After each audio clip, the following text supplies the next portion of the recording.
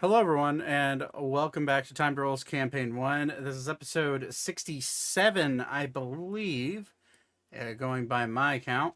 Um, we don't have any announcements other than the fact that last week, I'm sorry I had to cancel last second.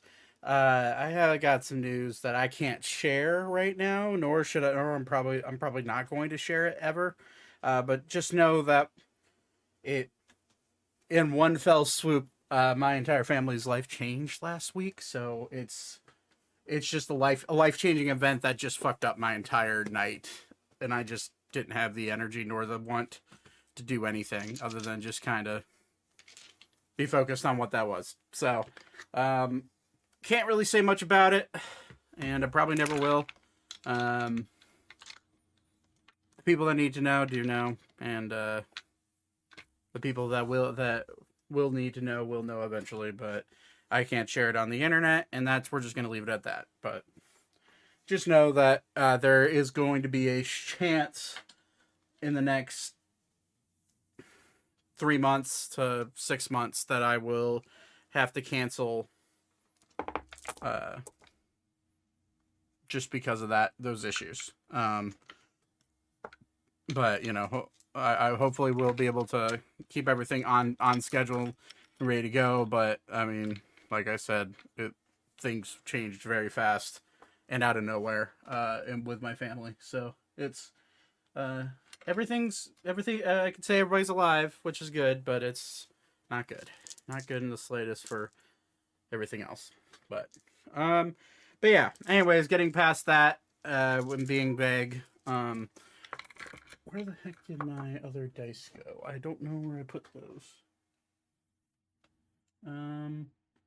I guess I'll use my Lord of the Rings dice tonight because I haven't used those in a while, and go from there. So, anyways, let's get right into it. I know we're running late, but Austin's running late and Lexi's running late. Lexi's not going to be totally in it tonight since she has been dealing with some really shitty work schedules. So she's gonna try to be available, but you know how it is. There, all right. I got dice out. That's a good thing. But let's get into it. We're gonna hop right into Bingo's little self set of discovery. We're gonna go over a recap, and we'll go from there. I need to switch to a different map, and we're on Devon. Isn't that in New York?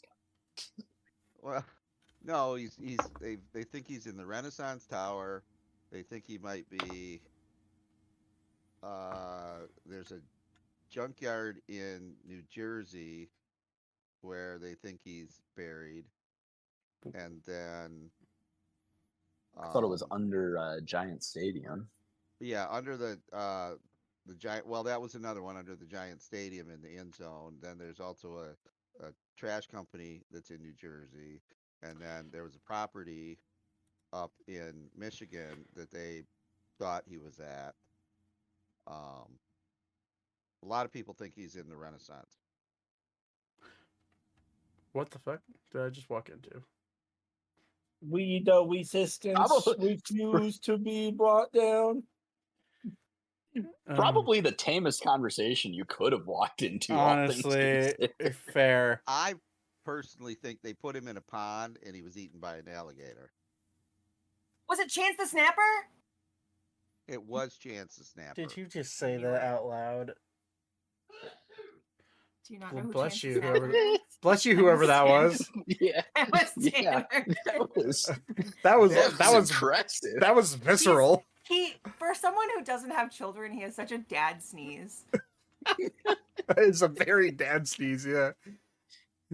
All right, let's get into it because I got a message from Austin saying he's going to be a lot later than he expected. There it is again. Hey, Oh, you're a trash company. okay. A little bit of recap because it's been 2 weeks. Sorry about having to skip out last week. You should be. But We yeah. played last week. No, we didn't. We did not. Not here. Okay, let me see here. All right. So for a little recap, and then we'll get right into Vivra's little adventure that he's going to be going on by himself. So last we left off, you the rat bastards found your way to the deeper vault. You were told to wait. Either wait to get permission to go in or find a way in yourself. As you wandered up, Zane recalled, because of a really fucking high intelligence save, which or intelligence check, which I think was a natural 20. It was pretty damn close. Ended up prompting him remembering that in order to enter into the deeper vaults, you needed to give up one of your deepest, darkest secrets. After going through a bit of some moments of deepest, darkest secret sharing among the group, all of you casually watched your friends disappear in front of your eyes, disapparating as if they never existed. After all of you eventually made your way in, and some interesting truths being shared by some certain individuals that decided to wait before everybody else was gone, you all found yourself in your own little, what could be described as trials, these chambers of self-doubt and self-discovery. Some of you reliving past experiences, some of you finding more out about yourself than you really ever wanted to. And as Vivra, you were second to last to go in and say a truth. So I came up with a placeholder thing that sent you off for plot purposes because you weren't able to make it that session. But is there anything that Vivra would say that only Beep would hear? Okay, so I was second to last. Yeah, Beep was last. You were second to last. Ooh. So okay, the only person who would hear anything would be Beep. Okay, which sucks that Austin isn't here right now, but Yeah. Here, I'll even type it out in Discord for him as I say it. Okay. Unless that's him popping in. Oh no. Okay. Where the heck is he so I can message him while I am typing? I can't find it, and it's too hard on trying to go with one monitor right now. I could type. So I'll look right. Okay, thanks. I'll look Beep right in the eye, and in common, because I was going to do it in Draconic, but in common I will say, this one believes this one doomed his previous tribe when he left. Oh, he's here. How's that for timing? Get ready. You're getting a Weaver lore dump. Just you. I am. Just you. What? Yep. Okay. Yep. Hold on. I'm hopping into Roll20. Yeah, I'll give you a second. So a little just to catch you up, we're going back before you and Weaver disappeared into the deeper vaults. So this was Weaver's truth that only you would have heard as Beep. Okay. The timing was impeccable, by the way. Thank you. Yeah. So I will look you dead in the eye and say, this one believes he has doomed his former tribe when he left. This one enjoys that thought and would do it again if he had the chance. And you watch Vivra disappear. And then you said your piece, which we're not going to go back over. But so this is going to be Weaver time for probably 15 minutes, 20 minutes. So sorry to everybody else, but got to catch them up. Weaver, you find yourself spiraling through a mess of magical weaves of you see multiple colors flashing in front of you. You see the occasional green shoots by that feels warm and inviting. and eventually you blink your eyes and you're standing in what you feel under your feet is sand, but around you are vines. And when you look up with your passive perception and the fact that you have your dark vision goggles, you look up and it's a stone ceiling, but the walls are covered in vines and the floor feels sand-like. As you look down, it's not the regular color of sand. It feels more earthy. I mean, in a way that it almost feels like grounded up stone instead of like actual sand. And you look around and there's no discernible features about this room, but you do see standing about 100 feet away from you down this long vine covered corridor a little tiny sprite of a flame floating in the darkness just outside of your view. Okay. I will take a quick glance around, make sure that I'm not catching or not missing anything. Okay. But then make I will make a perception check then if you want to try to discern any defined features. 27. You look around, and you being a druid, you having a intense connection with nature, you can almost sense that these vines aren't natural in the way that they're naturally grown. They didn't grow out of the normal water cycle and plant growth. These vines seem like they were artificially made by some sort of magical force. And you begin to look closer and just try to peer through them. The vines are too thick to see the wall, but your assumption is that probably behind those vines is stone. As you look down, sifting through what looks to be sand, you see bones. You see human bones. You see a dragonborn skull behind you. And it quickly dawns on you that you are not the first person to ever come into this chamber. And you know for sure that you definitely for sure that these two individuals definitely never made it out. But you do see that that little floating ball of fire. It's just like a little spirit floating 100 feet away. And it's just kind of staying in one little spot, just hovering and kind of bobbing up and down in the air. Okay. I will go ahead and produce flame. You go to produce and flame. Just hold it in my hand. Nothing. Oh. There's no magic. Interesting. Coming from you cannot produce flame. I will look very confused for a second. I will grab my spear, and then I will make my way towards that bright. Okay.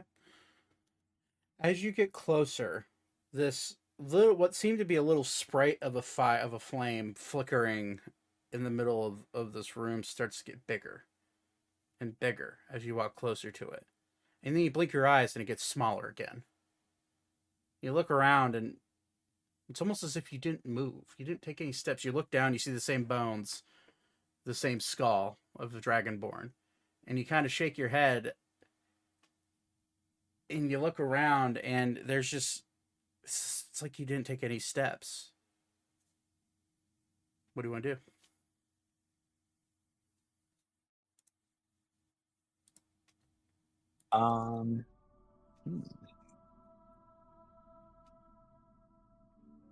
I would like to go ahead and at least try to grab one of the skulls. Probably the Dragonborn skull. You're going to go for the Dragonborn skull. Okay, you bend down to grab the Dragonborn skull. Make a strength check. Just strength. 10. That was a DC. Okay, yeah. That was a DC. You go to pick up the skull, and attached to the skull, you feel a pop, and you realize that the spinal column was still attached to this skull as you went to go pick it up, and as you grabbed it, being brittle, it just kind of snapped away. And as you look at the skull, with your best estimation and just given your general the general facade you put up with knowing how nature works, and some of it not even being a facade, just overall experience, and with a 23 medicine check, which I was literally about to ask you for, you can tell that this skull is probably every bit of 100 to 200 years old. Like the decay that has set over the bone of this skull, the enamel has eroded away. There's no flesh. It almost feels like a piece of stone in your hand.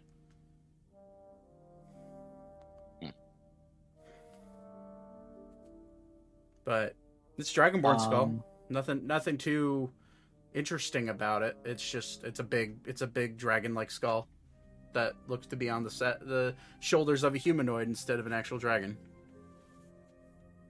Okay. I will go ahead and make another attempt to walk towards the glowing entity carrying the skull. Okay. So you go take a step, and immediately you feel drawn to drop the skull. It's almost as if it's a second nature thing. Just, you feel like you need to drop this skull. I need you to make a wisdom saving throw.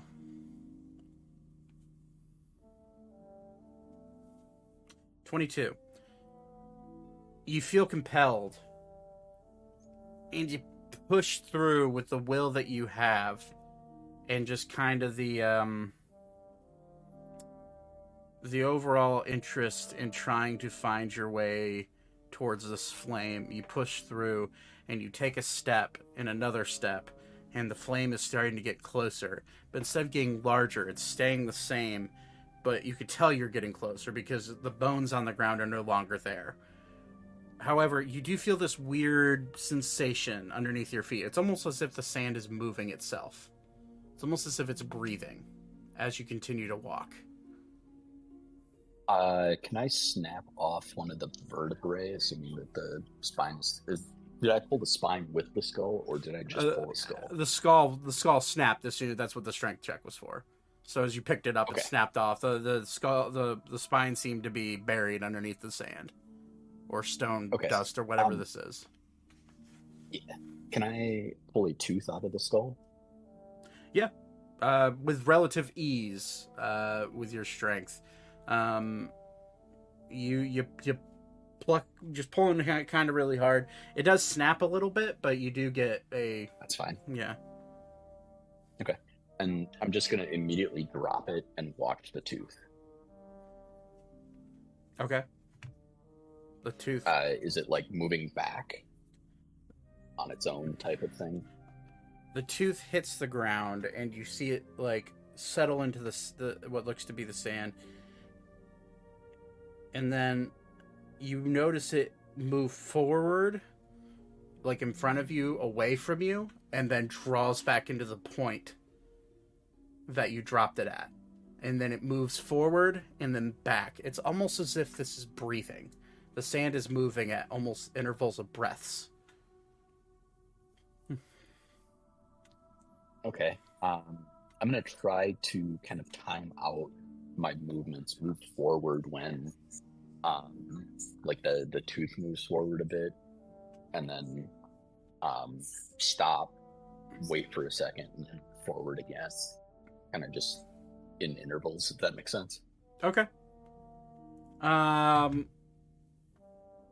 So you do that, and you do find yourself starting to move forward at a quicker pace than you anticipated, because the sand is moving your feet. You do not feel a hard bottom underneath your feet. You feel like you're standing in a pile of... You feel like you're in the desert, where the sand compacts underneath your feet instead of actually finding a true hard bottom of what like a dirt or a stone would provide.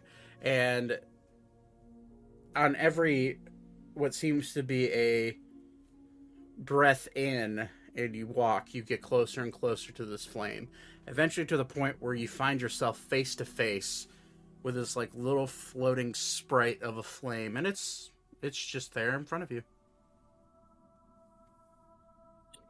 I will try to produce my own flame again. Nothing. Then I'm gonna go ahead and reach out and try to touch this floating flame. Okay. Make an acrobatics check, because as you go to grab the flame, it flips away from your hand and dash it. Yeah. Unfortunately, as you go to grab it, you grab it and you stumble a little bit, and you kind of gather yourself. But then when you look up, you are 15 feet away from this flame, feeling yourself being dragged back by this breath-like movement. Okay. I'm gonna keep kind of in the same vein. I'm gonna keep walking forward as the exhales or inhales or whatever. Okay. So you get back to the flame, and it's just there floating again, not seeming to move. It just kind of stays where it's at, bobbing up and down right in one space.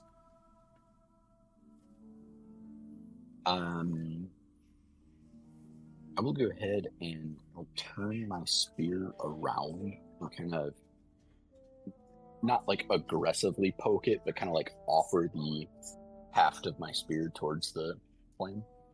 Okay. So you're not trying to attack the flame. You're just trying to interact with it with your spear. Okay.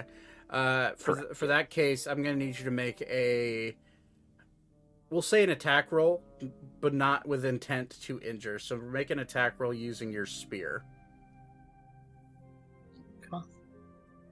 14. As you go to lunge the spear forward, you're able to touch the flame, and as you touch the flame, you see the metal of the tip of your spear start to grow into a hot red, and then eventually an orange, and then eventually a yellow, and it starts heating up brightly as if it's been stuck into a forge. Okay. I'm gonna go ahead and pull it back, and that was the back end of the spear, correct? That I used. Oh, sorry, you're using the actual wooden part, right? Or the butt of the spear. Are you? I think it is metal because this is the spear that I got from. Oh well, then yes, and then the point still stands. It is a metal. It is a metal extended spear from Zane's father, Malleus. Yeah.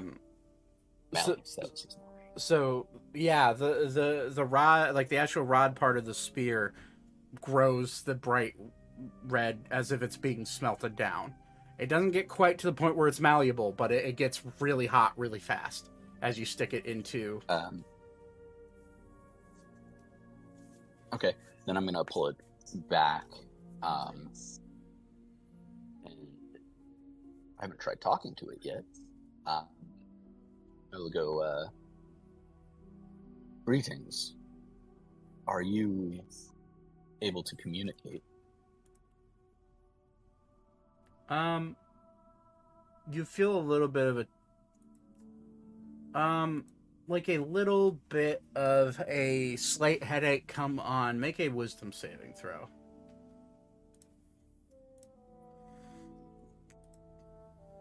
Easy.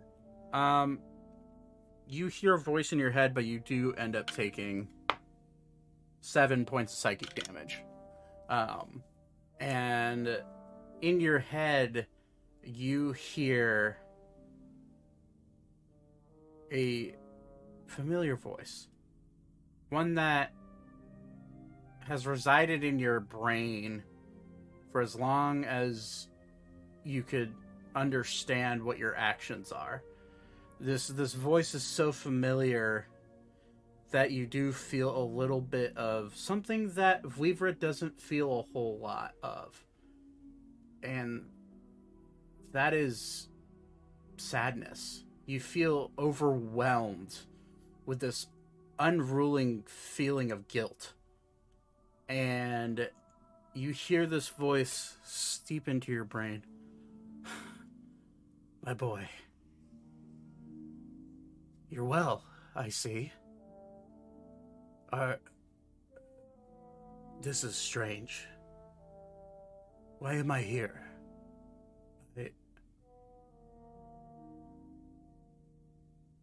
Are you... Father, where are we?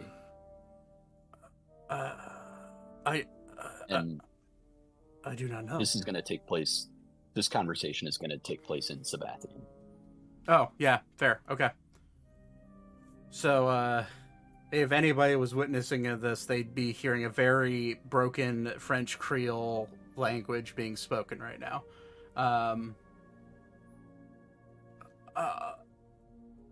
I'd have no idea. I was in the other world for a moment, and now I'm here, and look at you. You've grown up. Gone strong by the looks of it. I'm confused, though. My magics don't seem to work here.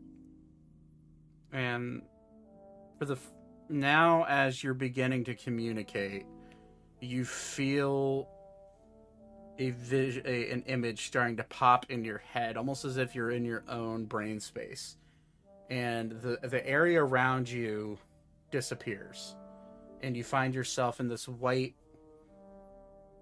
basically like a white room, so utterly bright that it's hard to keep your eyes open. And standing in front of you is your father, your adopted druid father, whom the last time you saw was dead. And he looks at you. I think that place does not allow magic, at least in the conventional way. And yet you are here. I am.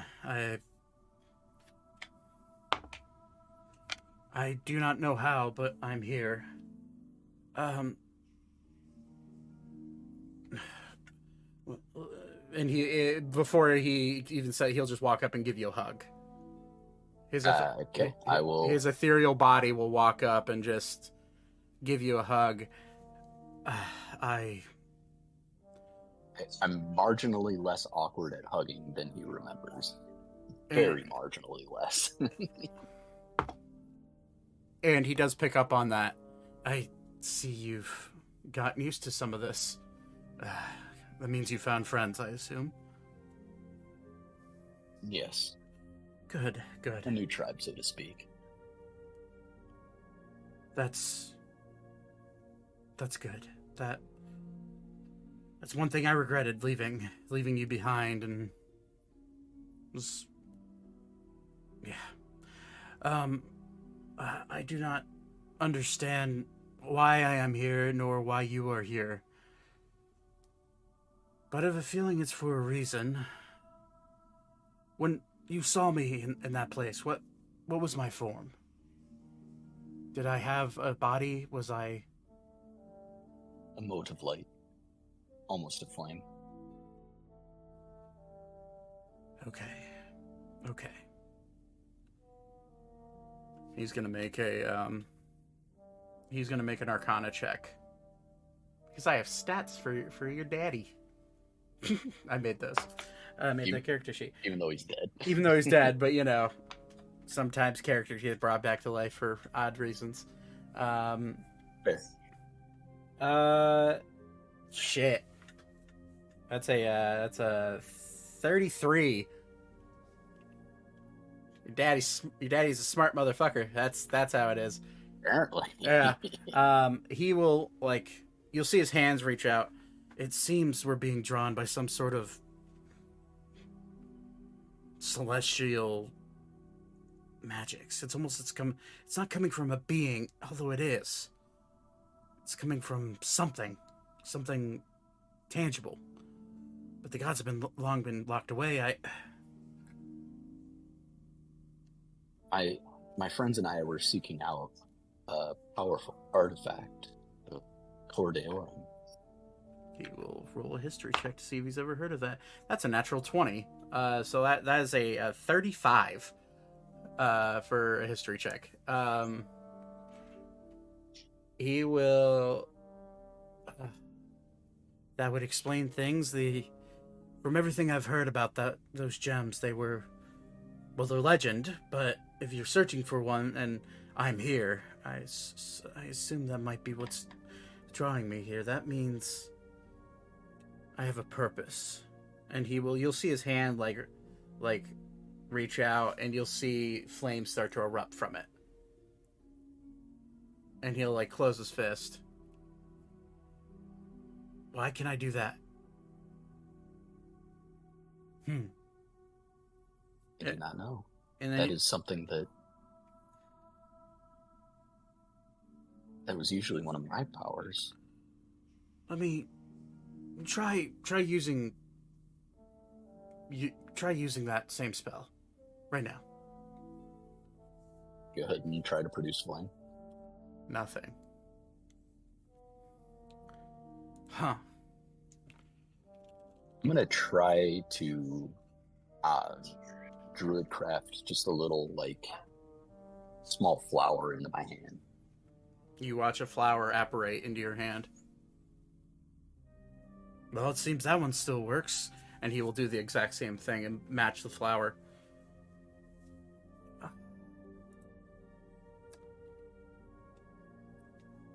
Try one thing.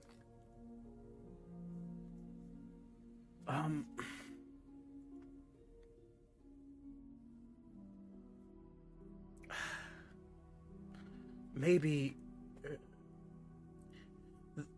Are you aware of the spell Misty Step? I've seen it used, but I've never been able to use it before. Well, it's good you've seen it used.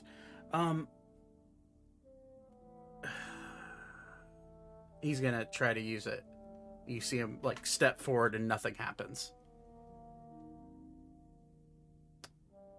I'm gonna try. Think about where you want to go within 30 feet in this space, and think you want to show up there. Yep. So you Go ahead and do that.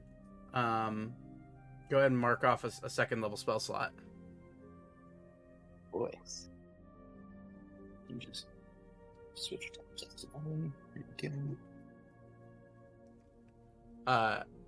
For the first time in your life, it feels... It's odd. Because you've been teleported before a few times. But you've never produced a teleportation ability by yourself. And you look to a space in the room, you blink your eyes, and you're there. It seems you have my abilities and I have yours. Didn't you have that little creature that you used to summon all the time? I knew. Yeah, let me... And he'll, like, look down and just think about that newt, and a flash of fire ends up on the ground next to you. I think So has this weird space switched...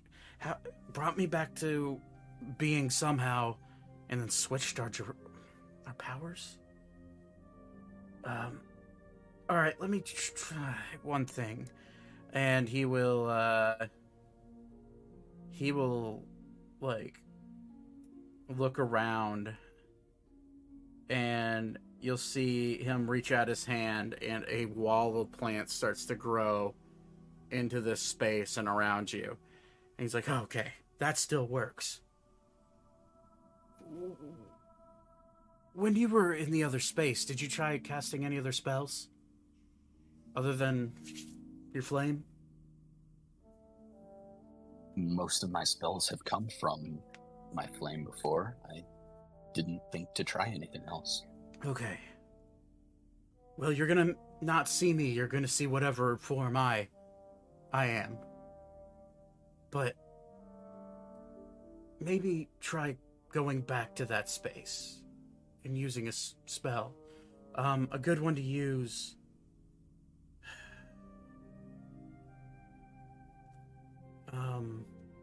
I guess a good one to use would be Misty Step, but I know that uses... I guess try using Misty Step whenever you get there and see if it transfers over. I don't know how any of this works. Neither do I. And for the first time in a few years, you're starting to see your father's over-analytical druid brain going in overdrive, trying to figure out something. And as you think to try, as you try to figure out how to bring yourself out of this space, assuming that's what you want to do, you kind of hear a voice muffling saying, "Son, wake up.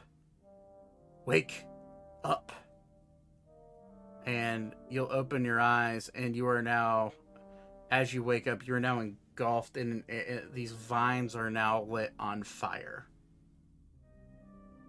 And standing next to you is your Newt, who you've realized the fire has spread because of him.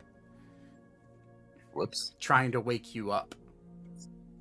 And as you stand up, this little floating ball of light that you now know to be maybe the spirit of your adopted father, you have your facilities about you. You're standing on your own 2 feet, but you still feel that sand underneath just breathing in and out. And when you look to try to find where that ball of fire is, it's like a little tiny dot in front of you.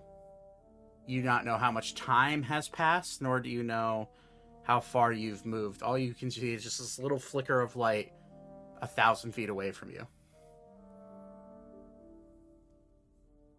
I'm gonna get up, and I know I can't cover the full distance, but I'm at least gonna try to Misty Step as close to it as I can.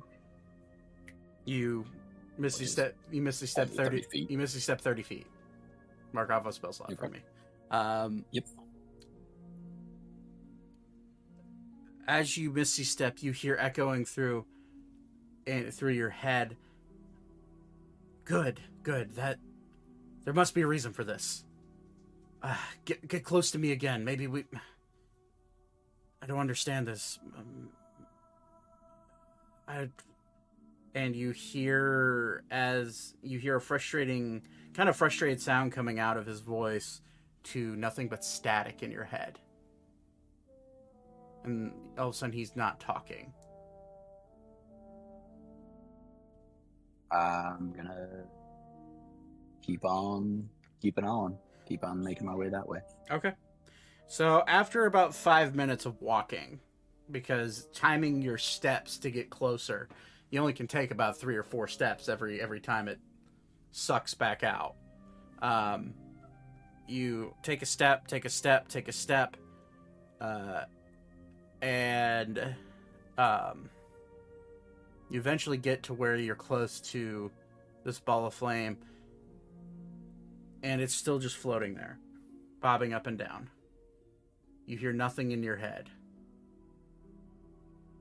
What would you like to do? Just call out, Father, are you there? Make a wisdom saving throw.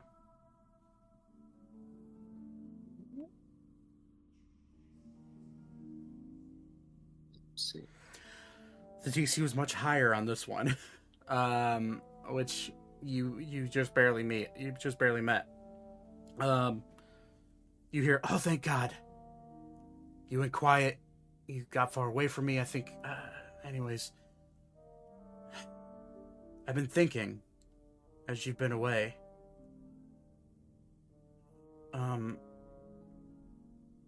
Perhaps it may be best for you to touch this flame.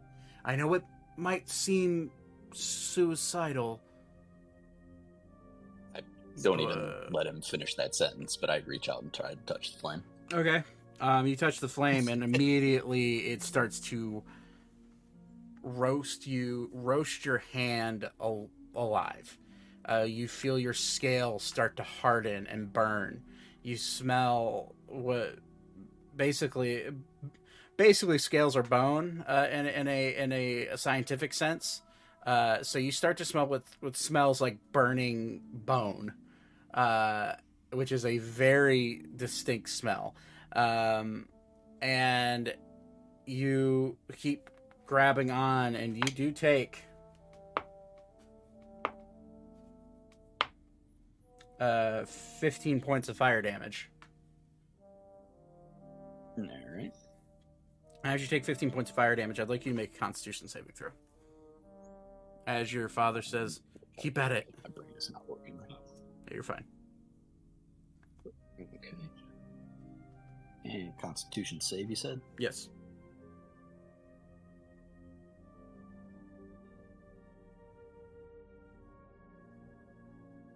$15. You go to reach in, and you do feel what seems to be almost like a ball that you grab. It feels kind of like a baseball, but it's burning, and honestly feels like you're grabbing a molten piece of like hot coal. And as you keep grabbing onto it, you can feel your arm start to also burn and smoke. You feel your clothes start to like singe, and any bit of like Ori hair that was left over on you from sleeping close to him starts to burn away. And you do end up taking 25 points of fire damage more. Okay. Which I believe you're resistant to fire, so this is all halved, right? I don't think I am. Are you not? Okay. I am not. So, as you go to grab, you feel this intense heat, and then you feel your father say, just a little bit more. And in your heart, you feel the druid power that has ignited you for... You're 16, right? Yep. For 16 years, the druid power that has naturally flowed through you. You feel it ignite in your heart and in your soul. And you can feel this intense heat start to settle into the very core of your body. And you can feel your father's own presence start to fade away as this happens. And you hear in your head, and all you hear is, "It was a pleasure seeing you again, my son." And I'm not going to reply because I'm concentrating on not screaming. And as you go to breathe in one more time, you feel your father's consciousness slip from your brain. I need you to make one more Constitution saving throw. 12.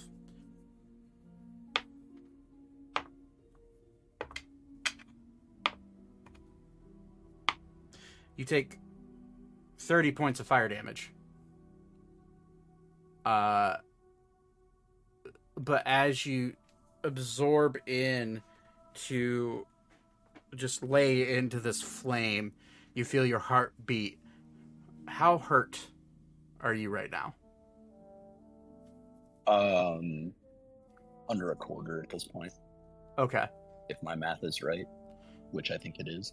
It sinks into your chest. You feel the flame go up into your arm, through your hand, as if you're producing a flame. And the very essence of this magical energy seeps into your scales. And it feels familiar. You feel it's your own. This is yours. This is your magic. This is everything you've ever worked on with your druid skills, and it seeps back into your soul. And as it settles into your belly, you do take a set amount of fire damage, which is 43 points of fire damage. Then I'm out. You feel yourself go unconscious and lay on the ground.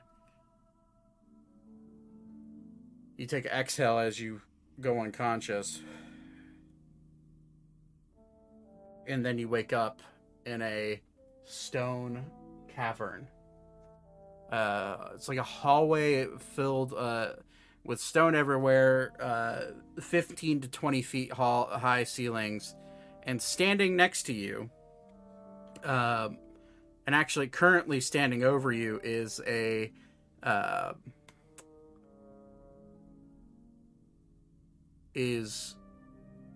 Alara.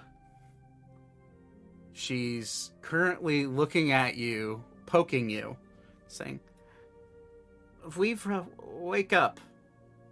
I don't know where Ori is, but I'm scared, and you're the only one I know here, so wake up. You're currently unconscious, and by the way, add Misty Step as a usable spell to your spell list. Ooh. Ooh, Fancy. fancy. And Alara realizes, well, she's going to make a medicine check. It's cocked. She realizes very quick that you're unconscious, so she's going to cast a Cure Wounds on you. That's the shittiest roll I've had all day. It's a 1 on there, so that's a +6 for her. So it's 7 points of healing, but you are awake. Cool. We'll take that. And let me bring her. Let me bring up her character sheet. You are Miss Lucky today. The first 2 things that I'm going to do while you're doing that is look at I was grabbing with my left hand. So I'm going to look at my hand to make sure that or to see if it is burned, like how bad it is burned. You look at your hand, and your greenish yellow scales are no longer green and red, or greenish and yellow. They are a crimson red only on your hand. And you remember back to your father. And you remember that his own scales were a deep, dark crimson red. Oh, was he a dragonborn? No, he... Or a lizard lizard. folk? Yeah, he's a lizard folk. The entirety of that village is Oh, okay. lizard folk, yeah. Oh, okay. But you were a foundling. You were not of the same scale color as them. Hence why. Got it. And Okay. you look, and your hand, from basically your fingertips to your elbow. Was that a Murdoch? Sorry. Yeah. Yes, it was. I just saw that. I'm like, oh, okay. From fingertip to elbow is very reminiscent of your father's arm. And you look, and it's different, but it's not burned. It is changed. And for the first time, you feel where you felt like you would never have any doubts about how you felt about your clan and about their demise. For the first time in a very long time, you feel connected to them in a very strange way. Not in a biological standpoint, but in a spiritual standpoint. And hence why you have now learned Misty Step, because that was the signature spell of the tribe, being primarily of Circle of Dream descent druids. So you wake up, and Alara's just sitting there poking you, and she heals you, and she just looks down and goes, are you okay? This one has been better. Oh, okay. Stand up. She's going to immediately dump another, we'll say, a 3rd level Cure Wounds into you. Because she realizes how hurt you are.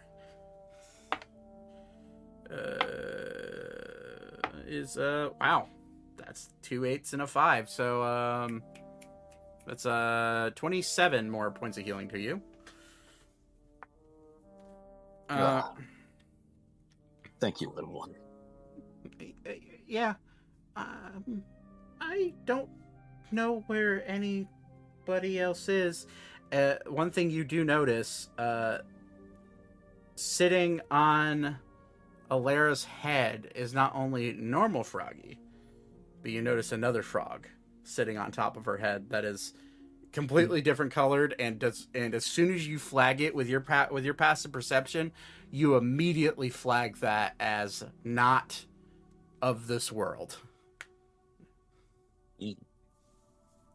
I'll go ahead and offer her my hand to kind of pick her up, and I can't necessarily sit her on my head like Ori does, but I'm sure I could sit her on my shoulders. Okay. Yeah, she's well, you're not Ori, but you know it's good enough, and she'll hop up on your shoulders.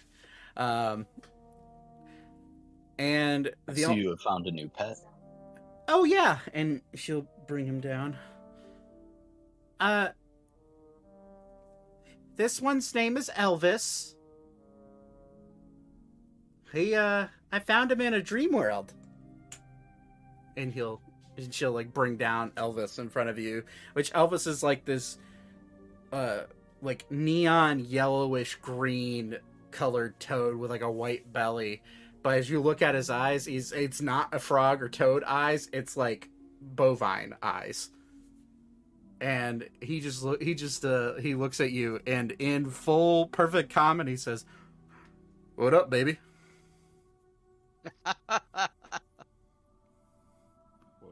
baby? I'm just gonna kind of rub my head and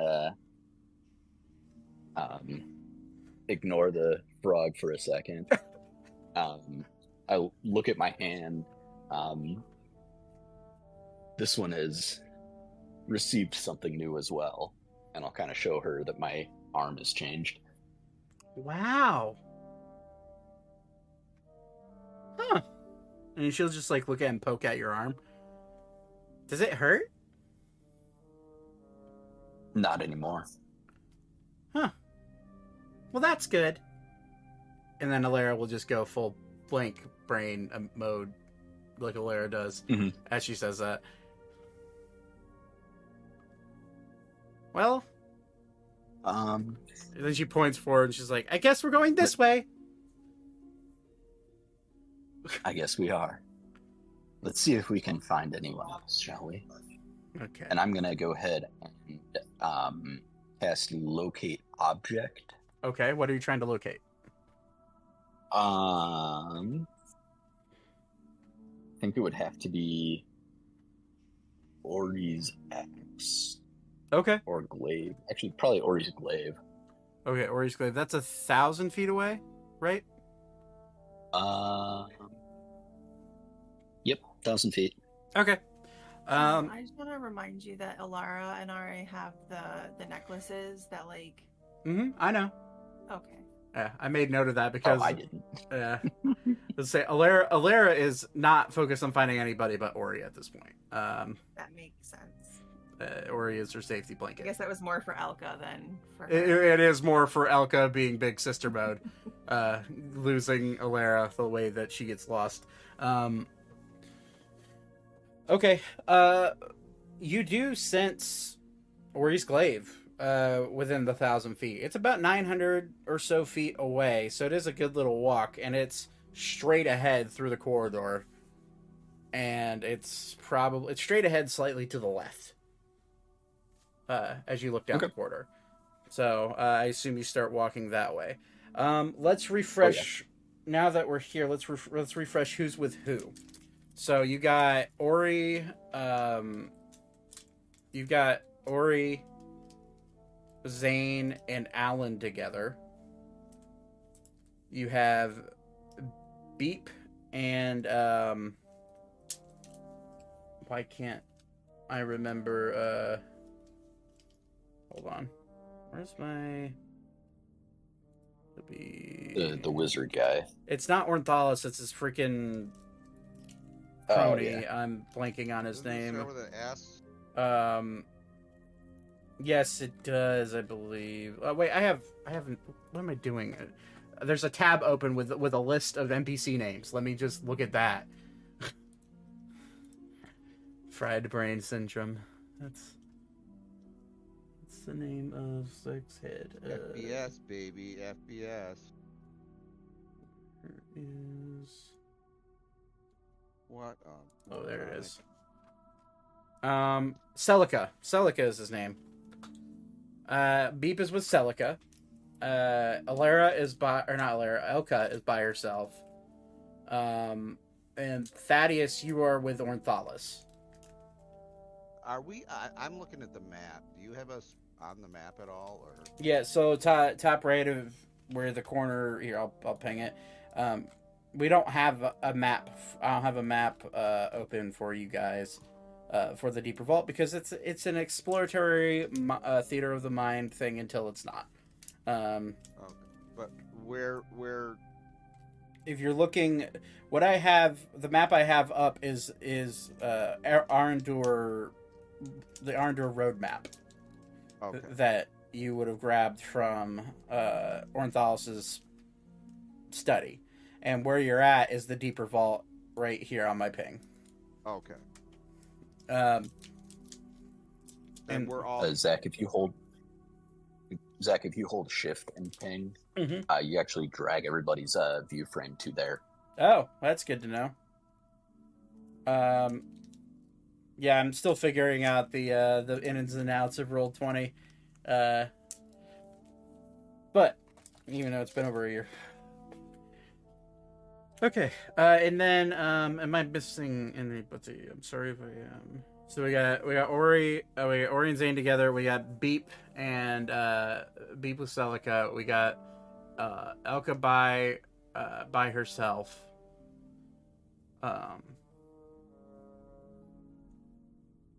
Brain do math here.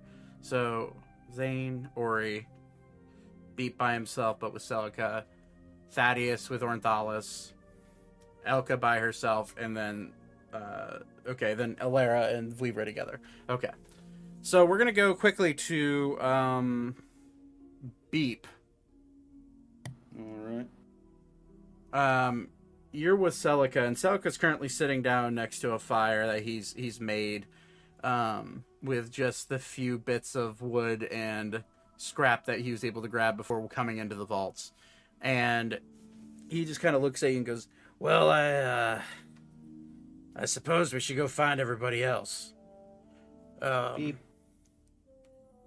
me try an interesting thing," and he will cast Locate Object. And he's going to try to locate Ornthalis, Ornthalis's spellbook. And he kind of like does a little bit of weaving of magic, and he just like thinks, he's like, "Oh, okay, he's close. He's kind of close. Let's go find him, and then we'll find everybody else." Beep's just gonna give a little thumbs up. Okay. So you two start walking towards the center chamber. Thaddeus and Ornthalis. Thaddeus, you find yourself with Ornthalis, this overeccentric mage that you have picked up, and look at Murdoch being Murdoch. He's being a cutie boy, and I'm pretty sure Bingo just said his name as he looked straight into the camera. That was funny. Or maybe it was one of his family members, but either way. Thaddeus, you're with Ornthalis, and he kind of looks, he's like, "Well, I guess we'll just fuck me," and he will Did he really say it that? No, he didn't. He said "fuck me" and not looking at you. And he will cast Locate Creature, because he just had to roll a history check to remember if anybody had any animal companions, and Alara, he remembered Froggy, so he's going to cast Locate Creature on Froggy, and immediately go, "Oh, well, that little froggy friend of your little goblin friend is not too far away. It's actually heading pretty close to us. Let's go this way," and he'll point down the hallway. Well, that seems like a good idea. Maybe I'll let you. Let's side by side.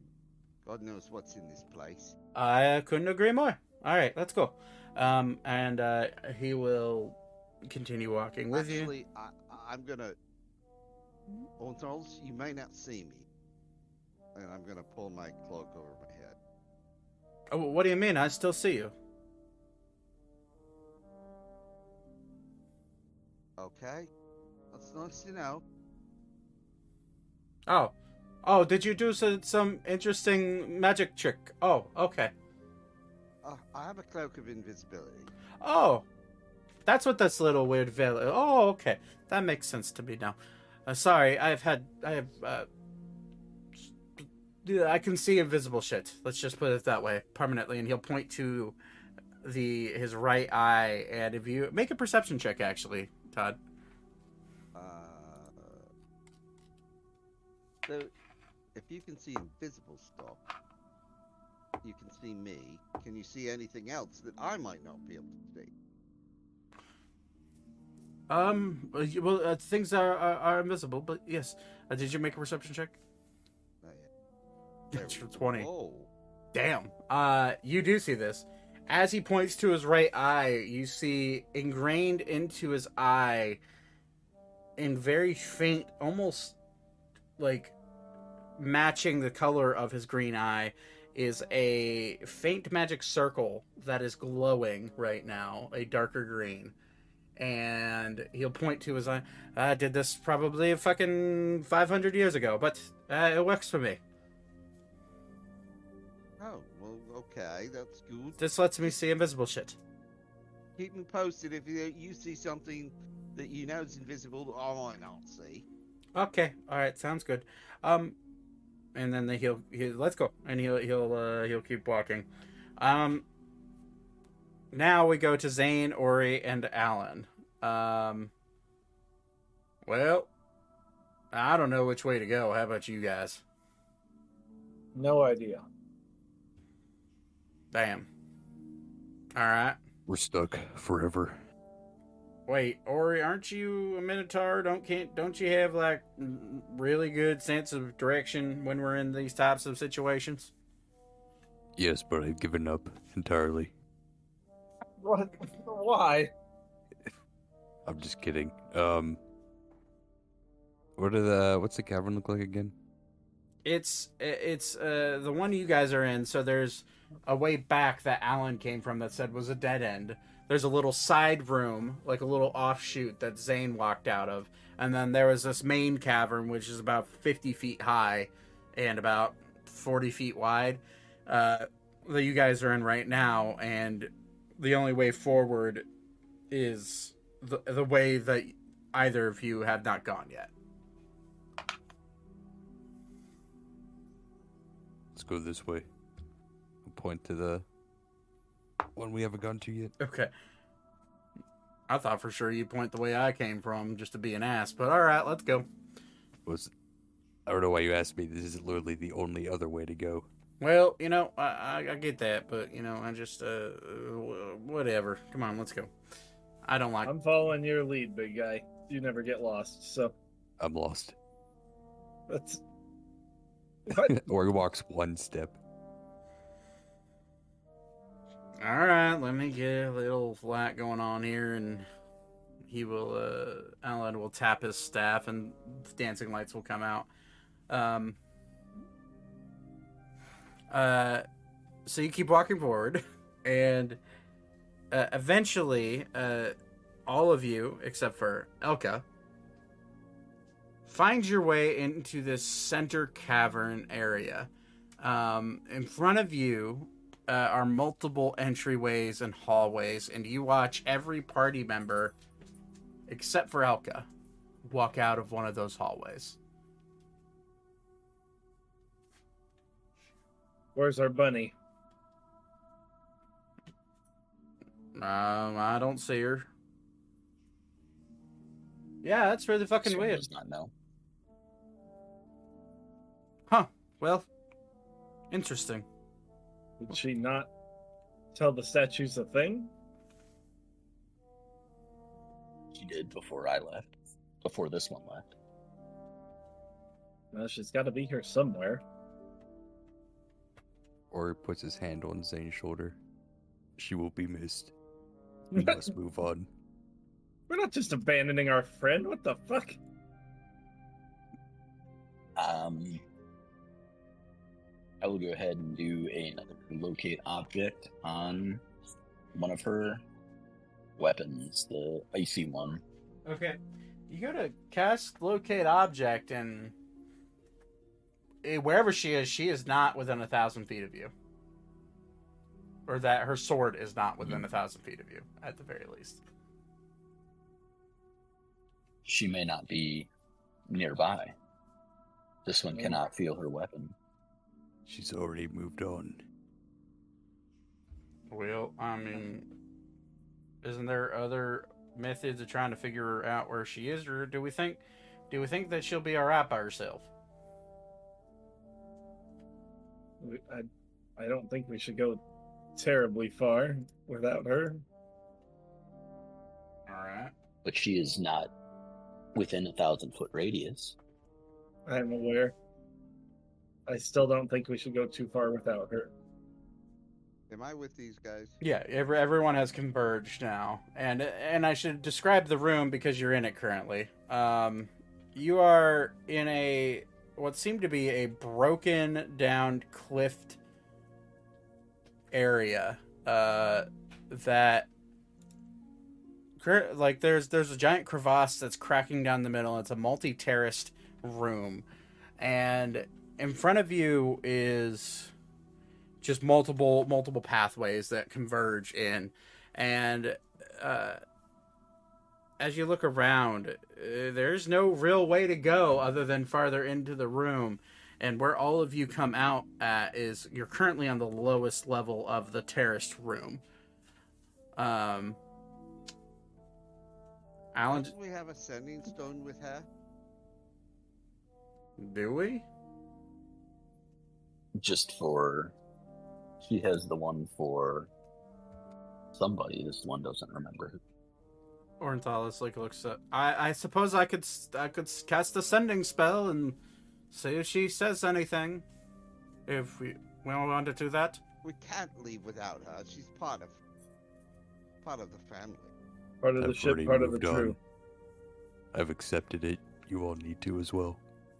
Well, Ori? Would you still don't? be this way, Ori, if it was Alara who was missing? by the way, Alara has rapidly like ran up Ori's back and is now happily on his head. No, I would still be at the first stage of denial. And Well, You we're live in in a state denial. of denial. then out of nowhere, on top of out of what seems to be air, you hear a voice come out from the top of Alara's head. Well, I think I don't know. I think she's probably dead, if you ask me. Who the Hey there, baby. Oh, this one forgot. Apparently that is Elvis. interesting. At your service. Elvis. Yes, sir. At your service. And if a frog could do finger guns, he'd do it.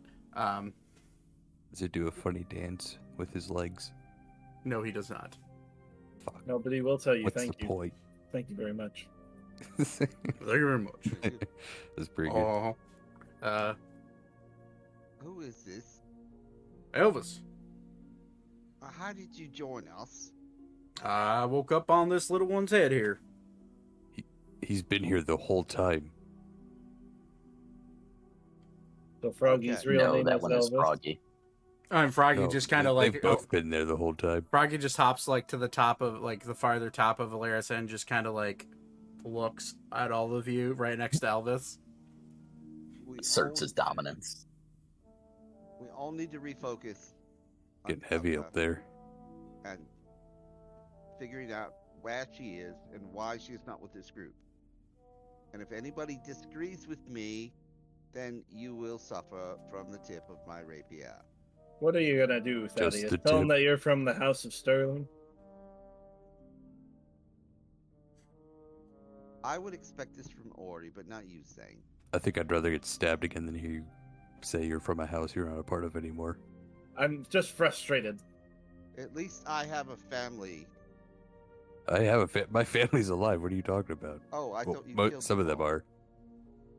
No. You haven't met my You parents. just killed some of them. Okay. Yeah, well, all right, okay. I'm sorry. I'm sorry. People- I'm just frustrated. Well, The I people One of that us is respect missing. you. I know, and the people that respect we have become a family, and those of us who don't respect that need to leave. We're missing one of our family. We've all lost our family. We all have that in common. So let's well, Well, my maybe parents are for still. you. except for You're projecting again. You've yes. met my. Weaver looked at his arm, his now red arm, reaches in and hands Ori a pound of harpy jerky. I'm just gonna kind of stare at Thaddeus for a second. And be like, you've met my family. You burn your I'm head. sorry. Okay, you're the only one that has any type of stable family. The rest of us are What are you all talking about? misfits. My parents are awesome. I thought you tried to eat them. So is my aunt and my uncle. Or he would never eat his family. So my cousins are pretty cool too. Can we just please find Elka? Actually, I have 12 cousins. you see Orenthalis holding up to his ear and going, yeah, Elka, are you there? Your friends are worried about you. Some Yeah. of them, not all of them. I was just wondering where you are. You could respond to this message. Elka, full disclosure, you hear nothing coming into your head. And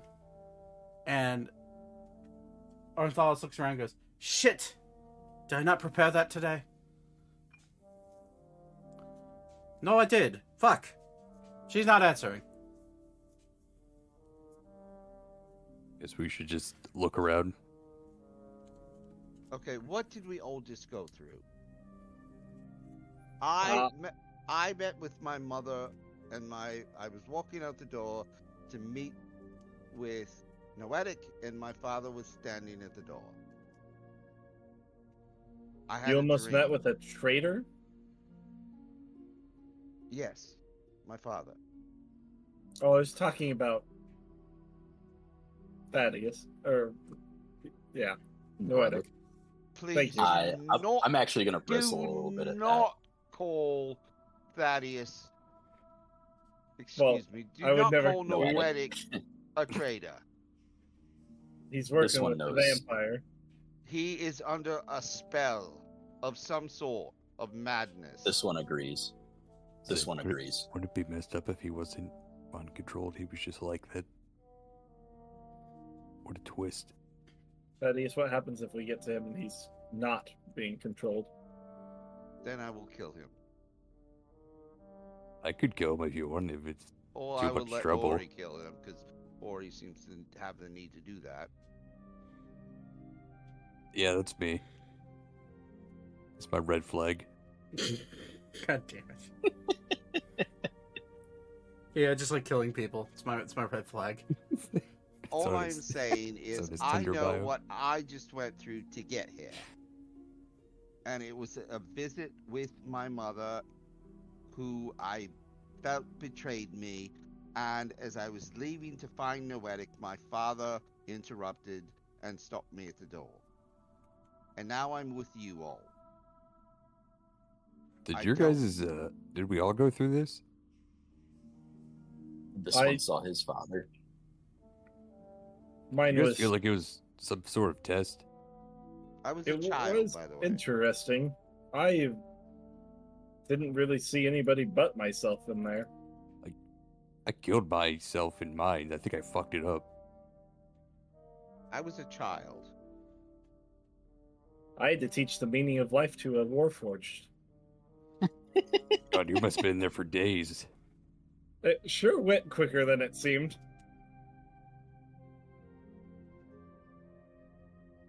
Oh, and by the way, said Warforged is standing right behind Zane. No, you said it was in the core. Oh, right, yeah, that's right. Sorry. I was on Warforged for a second, and then he vanished. That's just a figment of your imagination. Mm.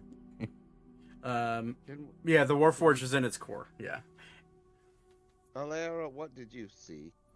I saw a dreamscape full of really trippy things with a big deer named Elvis. Now he's this. He was a deer, now he's a frog? Deer would have been so useful Oh, yeah, in this baby. time. I was a deer. We could have You eaten turned the back deer. into a deer. We really need a deer. Well, there, you can turn back into a deer. Well, Where's Dennis? Oh fuck, where's Dennis? I don't think Dennis can Dennis speak didn't his have a truth. truth to share. He's so honest. oh my god. I miss Dennis. All right, refocus. If we find Dennis and he's dead, I'm killing everyone and then myself. Jesus. Jesus. Just kill you. Except Get Alara. it over with. She can live and tell the tale of what happened. Alara will just die of eating too much cheese. Well, as all of you are bickering, Elka. Let's get into this. Let's do it. You can send my deepest apologies to your therapist this week or whenever you see them next. Okay, thank you.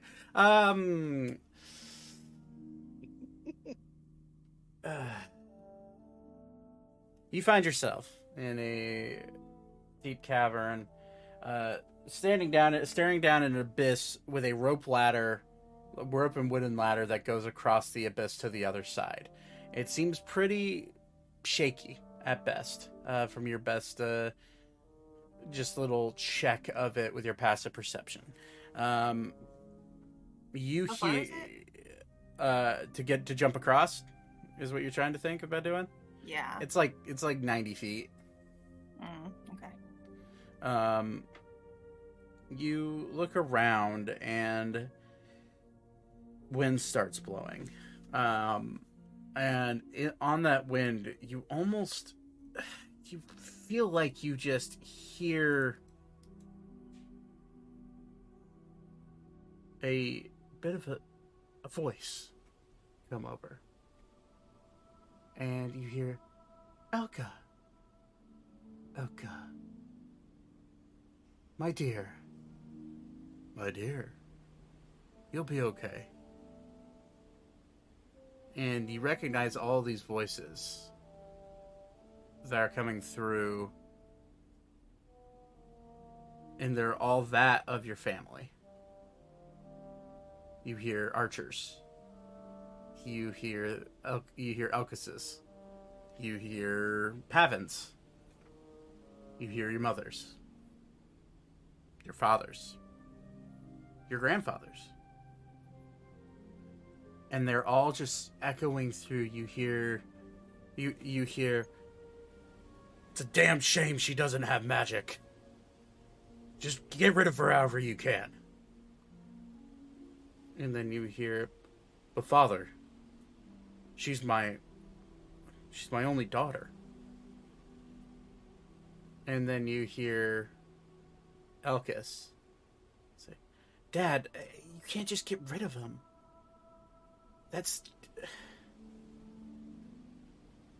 But no, I refuse. I refuse to kill my own brother. And then you hear Archer say, can't we just fucking kill them all and be done with it, Elkis? Fuck this family. I'll protect her however I can. And this is all happening to you as you're staring down at an abyss with only a little rope ladder to go across. What do you want to do? I'm gonna jump into the pit. I'm just kidding. Peace. You know what? They're right. Bye. I think I'm gonna tentatively step onto, I guess, warily is. I'm gonna just Like- slightly step onto the bridge. Like Just like kind of- put your toe in the just water like- type of deal. Yeah.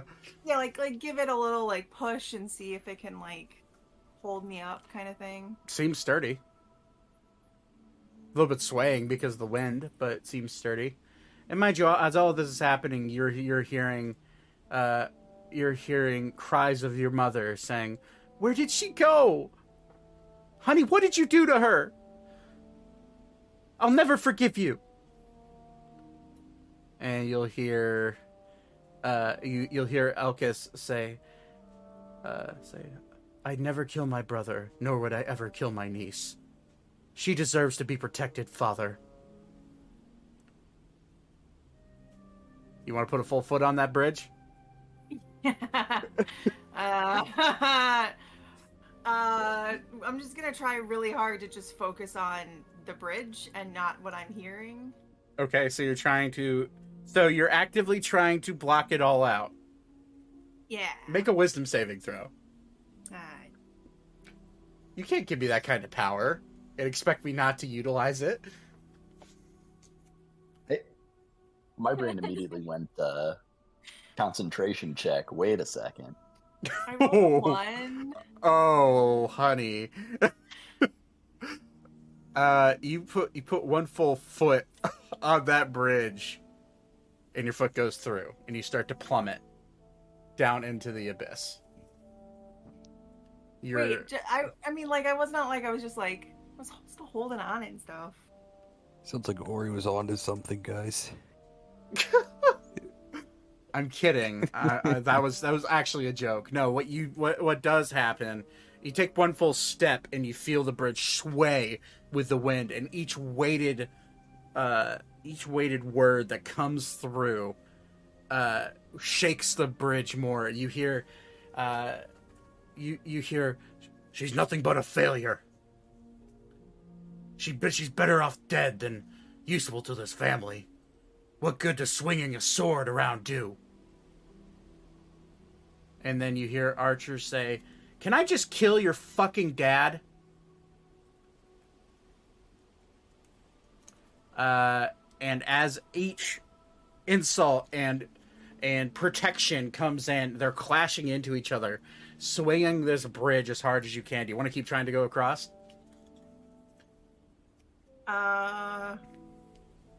There's like rails, like Yeah, there's ropes to hang on. Just it's your standard like Indiana Jones bridge. Okay. I'm just trying to think. Those notoriously stay up, right? Shut up. I'm sorry. I have rope. Mm-hmm.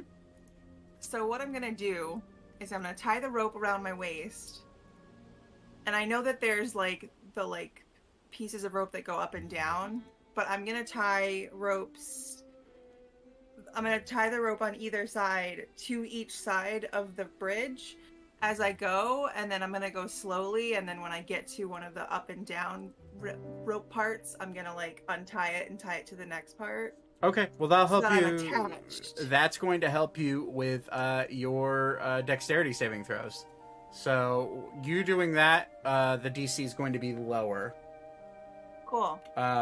So as each wind gusts through with insults, another one comes in with reaffirmations. You just hear a mixture of emotional waves coming through, and you try your best to ignore it, but you just can't. All the trauma that has been building up in your young life is just hitting you all at once.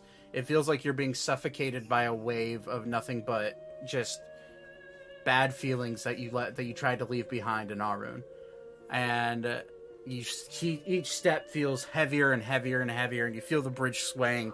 Make a dexterity saving throw. I'm not using that dice.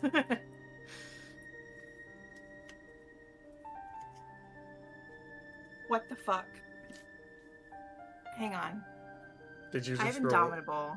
I rolled a 1. You have Indomitable, so you could roll again.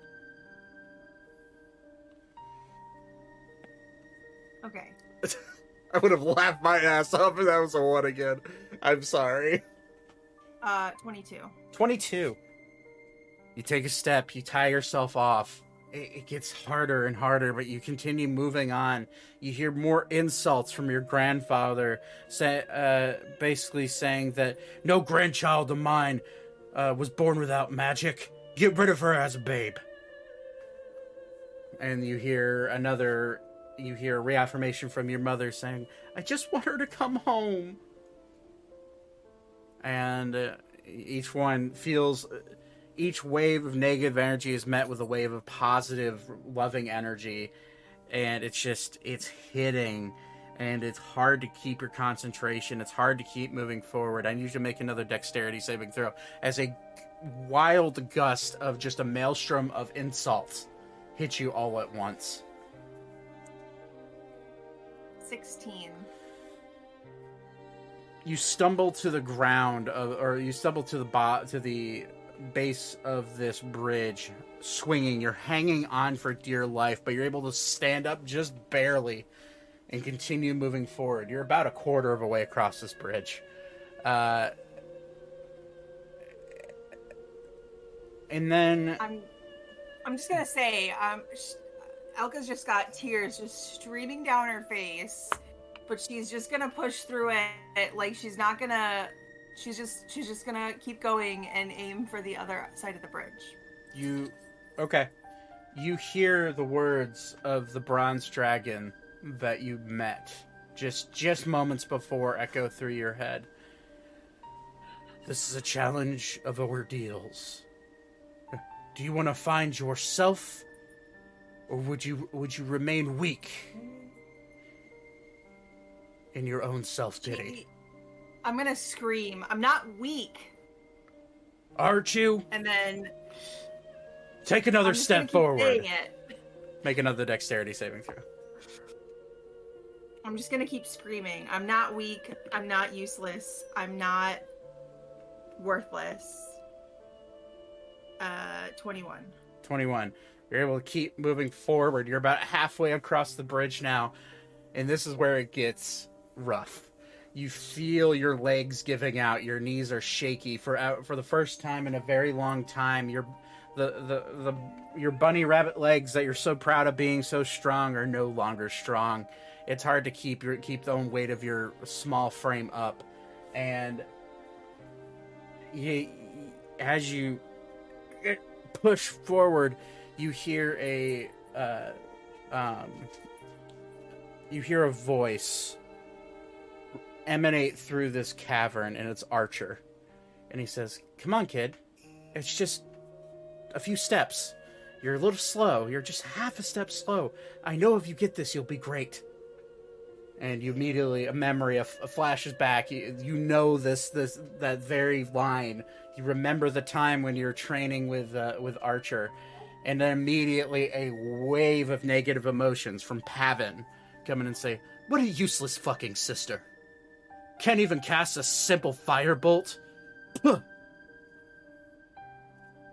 And I'm going to need you to make another dexterity saving throw.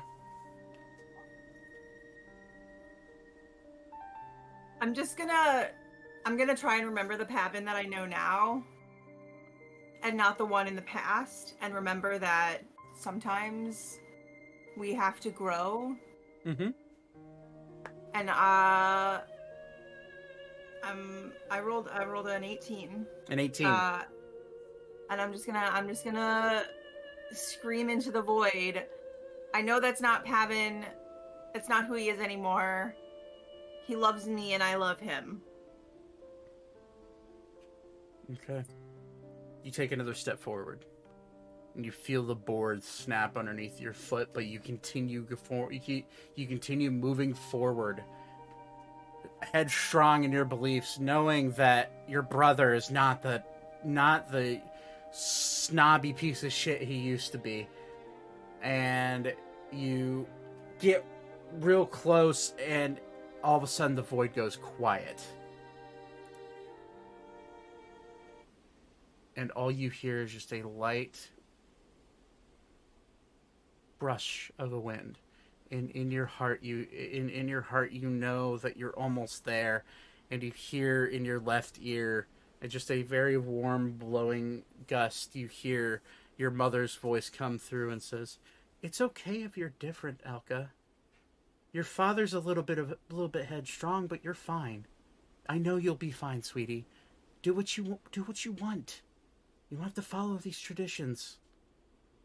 Make your last dexterity saving throw.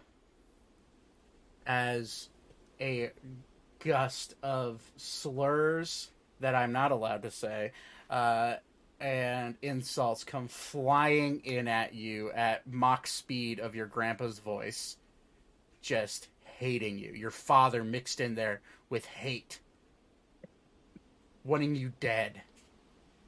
In that 20. Let's go! As you push forward, you embrace the love that you know your mother has for you, and you embrace that feeling of warmth, and you make it across this bridge. You make it to the other side, and in your head you hear the dragon state, "See? I know you could do it. Now go on, move forward, and claim your prize." Let's go. You start walking forward. We're going to go back to the group. Now. You're the one who wanted to go on your own.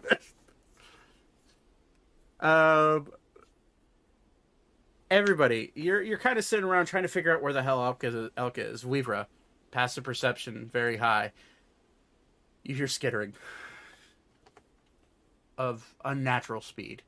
It's almost like bugs moving, and you can't understand what it is. There is something around us. But it's eerily similar. You felt this before. Make a Sorry, I didn't mean to scare you.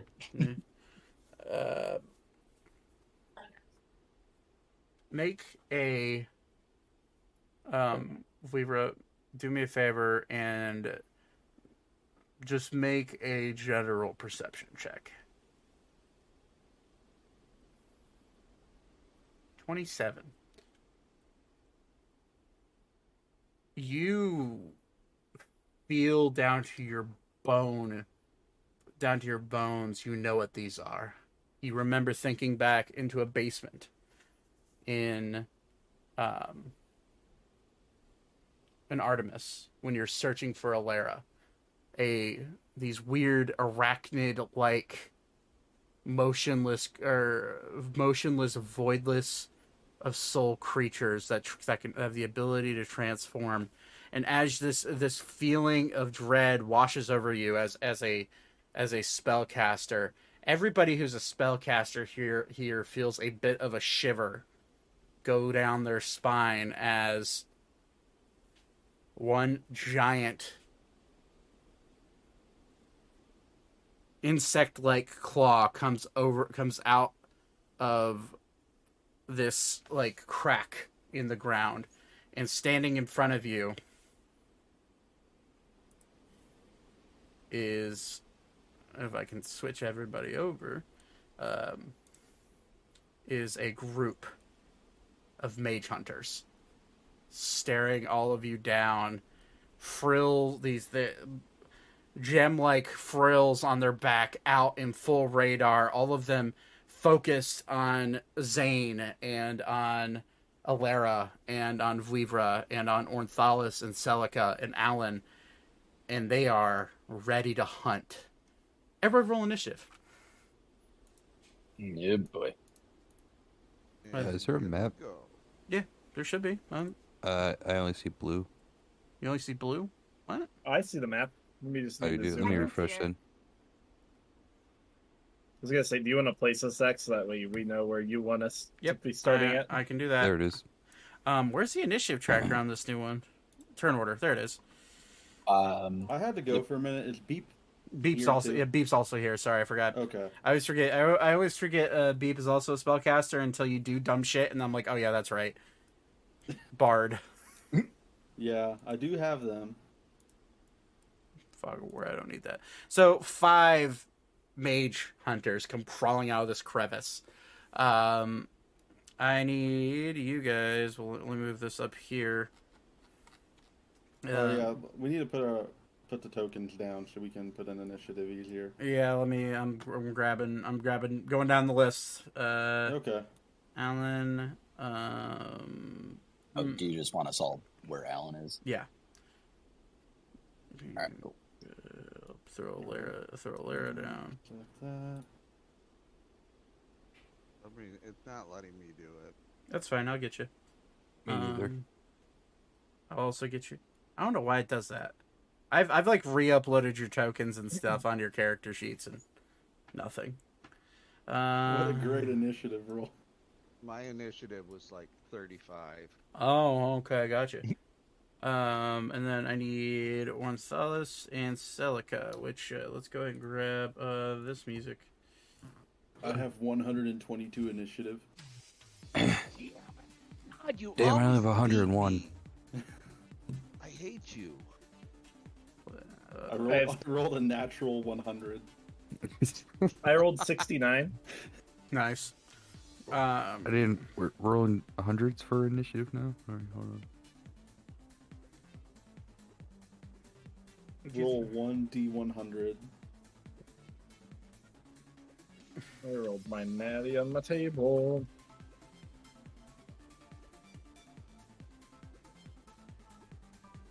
Where are my mage hunters? Where is my character sheet for them? Someone was not ready. You are When not prepared. When am I ever ready? Not- when we're playing, never. There we are. Okay. Have you? Okay. So. Initiative. Wonder why Oh it's... fuck! I'm at like half health. Actually, less than half. Yeah. Was it third of my health? I'm only a hair over a third. Kinda. Put my I'm a little over a third. Invisibility on. Walk up next to My health her, is perfectly Oh. fine. I can do healing early on. and I'm gonna put my Who- rapier. I was gonna through say, Oran's I'm- ear. I mean, either you can heal yourself or Ori, and then I guess it depends on turn order. Yeah, I mean, I you have me beat by half a Point, step. point so 0.05. yeah, Just hold it that in dex action. tiebreaker though.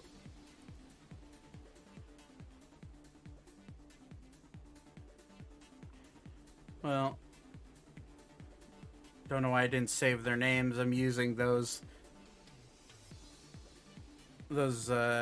tokens for them, but I guess they're just named Witherbloom Apprentice and Quandric Pledge Mage because their names didn't save. Okay, so for some reason Thaddeus's didn't pop up, but that's fine. I got it. 22.2. Ori's is 24.14. Zane's is 19. Alera's is... I have her character sheet open. Alera is plus 2 to initiative, so that's 12. Celica's plus 8, plus 5 to initiative, so that's 13. Oh, that's a 1. No, 13. That's cocked. Ornithalis is plus 3, so it's 10. Alan is plus 3. That's okay. That's not bad. 20 for Alan. And then the mage hunters. I already have a set. And turn. Oh, well, that's not what I wanted. And turn. Okay. So it's 21. That one is 12. 7. 26. And 17. Okay. Bob. Alright. Top of the initiative. This one in the back with a move speed of... What is their move speed? Holy shit, that's massive. Measure. Right. It's going to...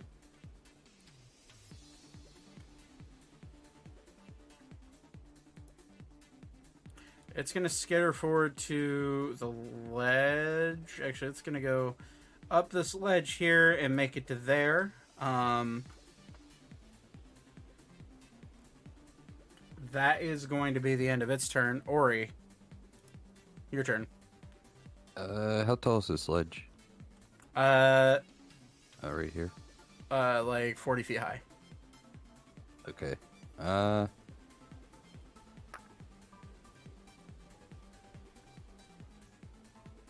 Okay, Misty step up here. No, unfortunately, because you would need to go up 40 feet. So you would have to crawl and you have to start climbing up, which is to that is 10 feet. So if you climbed up that, 10 feet, then you'd be able to Misty step to, like there. You'd be able to Misty step to like right here if you started climbing. But it would be I'll do that. It would be your action to climb though, because it is a height that more than doubles your actual height. Actually, can you guys heal me up there? With Alan can. Alan? Yeah. I'll trust Alan. I'll go up. How far can I go? You could go to right here if you climbed up 10 feet and then Misty stepped. Yeah, I'll do that. But that would Right be here. your entire movement, action, and bonus action. Yeah, that works. Okay. Well, difficult. Give me a roll athletics or anything. No, you're strong enough to climb. It's just that you have to actually physically use your action to start climbing up. That's cool. Yeah, it's just 5e rules. If a cliff is double your height and you have to climb up it, sorry, it's not double. It's triple your height, which it is. Then you have to use an action to start climbing. Okay. Thaddeus, it's your turn.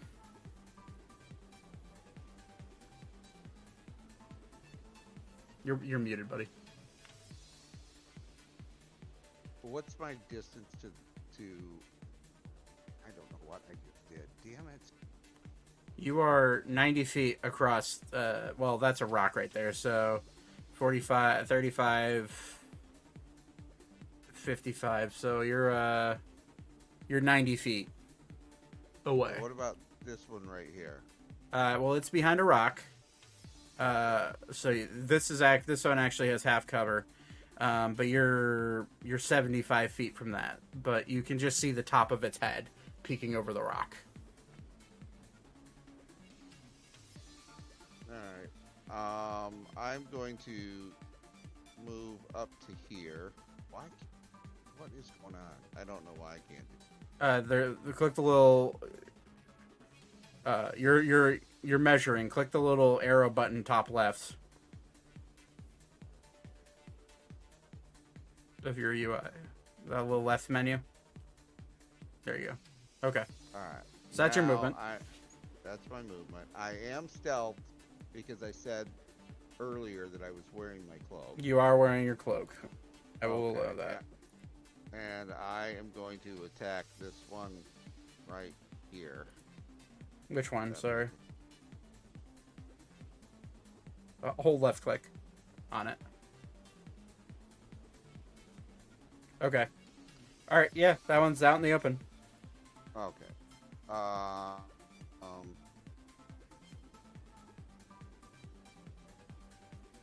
been a while since I got something in. Okay. Crossbow, longbow, which is worse?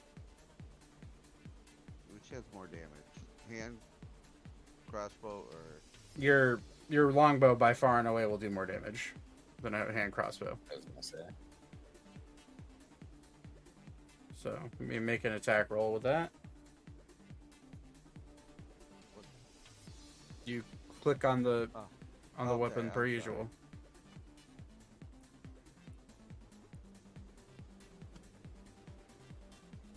That's a 20 to hit. That does hit it. So roll for damage.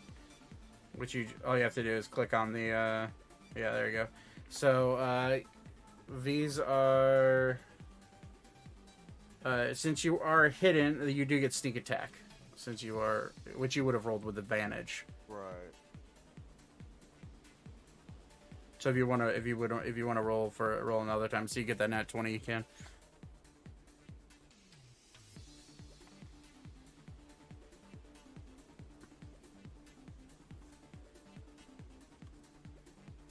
Yeah, no, okay. So you do get sneak attack damage.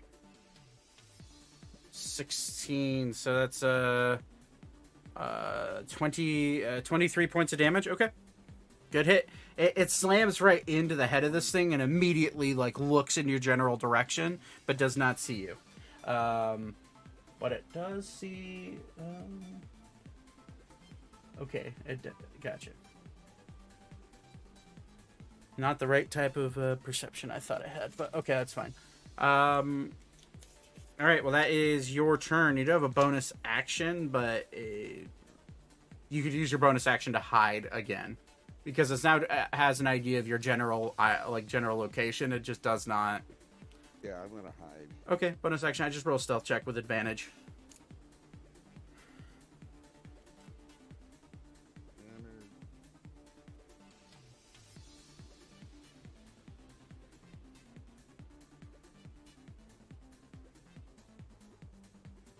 $24. 24. Yeah, you're good. All right, that is your turn. It is now the injured mage hunter's turn. It's going to, which by the way, this one would have. Well, it would have dashed, but it's fine. It didn't dash.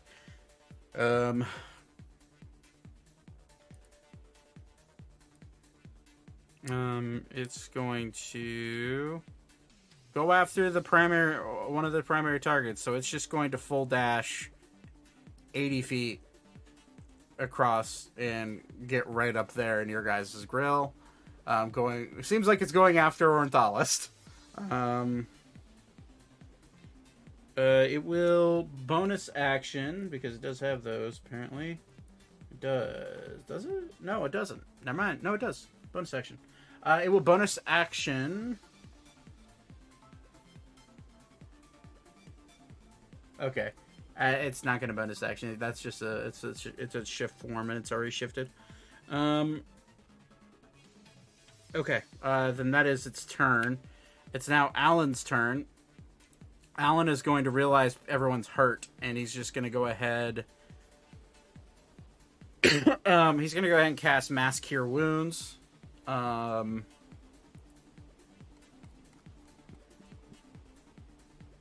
he is.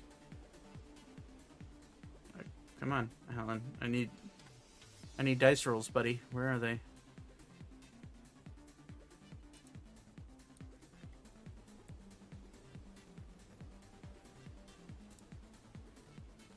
All right. That's a 5 spell. He'll go ahead and cast it at 5th level. So, Weaver, you get 25 points of healing. Alan's going to give himself 25 points of healing. Ori, you would get 25 points of healing. I believe is it 5 or 6?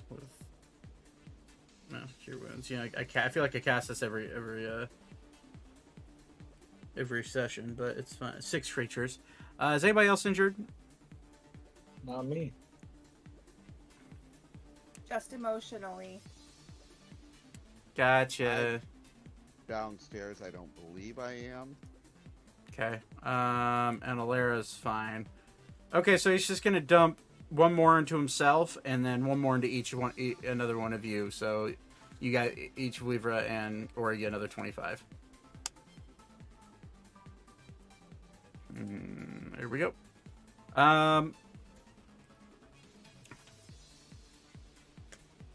So that will be his action. He's going to bonus action Wild Shape into...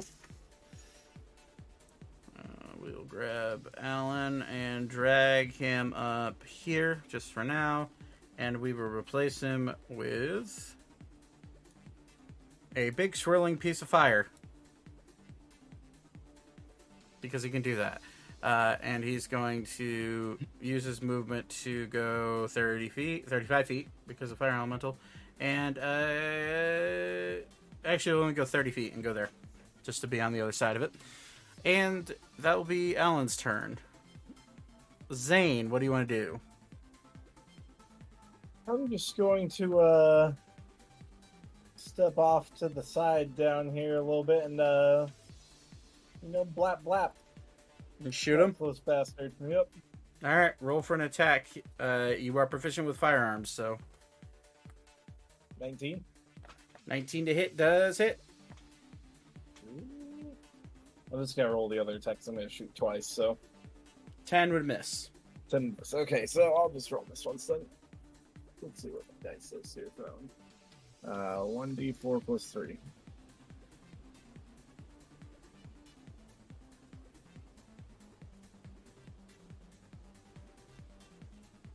Six damage. On the first one, okay. Piercing, by the way, if that matters. It doesn't, but thanks for letting me know. And I'm gonna give myself a little defensive field and call it a day. Okay. All right, that is the end of your turn. It's now this mage hunter's turn. It's going to 1, 10, 20, 30. It's going to use its action to no, you can make it part of its movement, so it'll have to make a acrobatics check since that's only a 10 foot. What is his acrobatics? So it's just his dex, which is not great, but yeah, okay. So you see this thing go full sprinting, jump across, and then just full ass, like hoof ass to right there, and then stop. End of its turn. It's now Celica's turn, which I believe I can just rename this real quick. Celica. Save. Okay, there we go. Celica is going to see this giant, crazy fucking mage hunter. He knows exactly what these are. And he's going to... Oh, shit! And he's going to back up really quickly out of panic. And he is going to cast... yeah. He's going to look at this thing, and he's going to say, hey, you need to die. And he's going to reach back, and he's going to cast Blight on it. Blight is...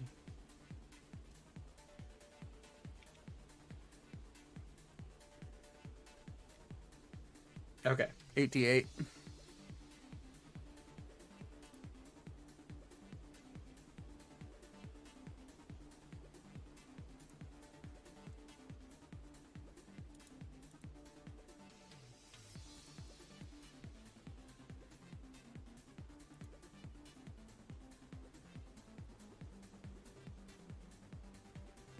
All right, 88.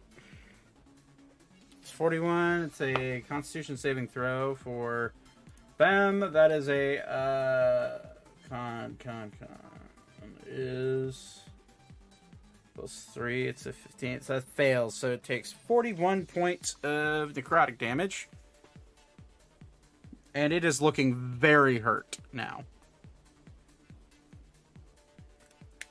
Celica's then going to back up behind Ornthalis. And that will be his turn.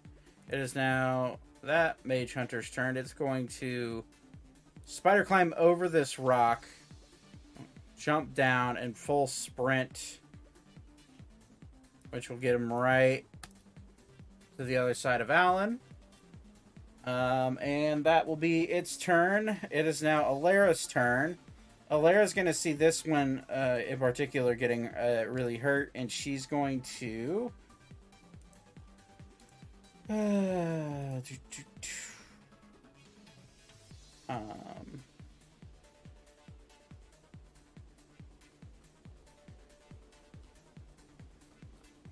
she is going to cast. Yeah, that sounds like fun. Infestation. On this creature, it needs to make a con save. That's a natural 1, so it fails. And then at her level, it does.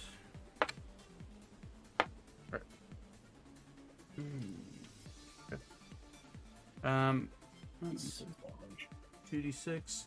That's that'll do it. She reaches out and you see just this plague, like this wrapping around of insects, just like dig down and fester into the scales of this creature, and it drops dead on the ground, and it is gone. Beautiful. Alera is then going to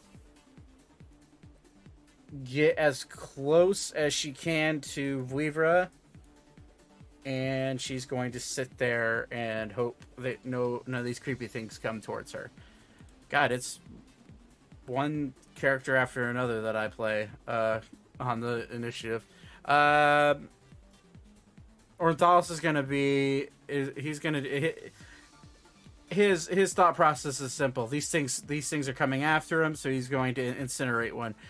He's going to look at his book. It'll come flying out of his satchel, floating in the air. He's going to twist it in front of him, and he's going to go ahead and cast... he's going to look at the one that's circling Alan, and he's going to point and cast Finger of Death at it. Which is a Constitution saving throw, which it succeeds, but that's fine. That's 78 plus 30.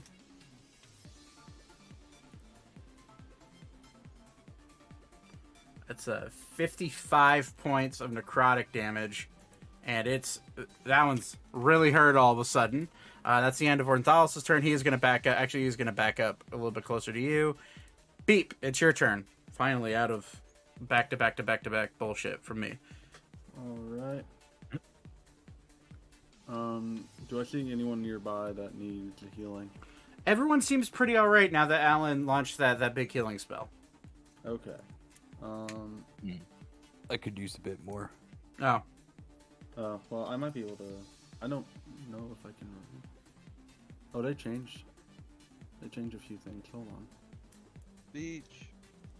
So, reminder, Ori is 40 feet up on this Yeah. cliff, just so we're aware. So it's 80 feet in total. 80 feet in total, yeah. Okay. Please 65 if you angle it. 65 feet, whatever. I was just about to do Pythagorean the theorem, math. right? Listen, my brain's not committed to the Pythagorean theorem tonight. All right.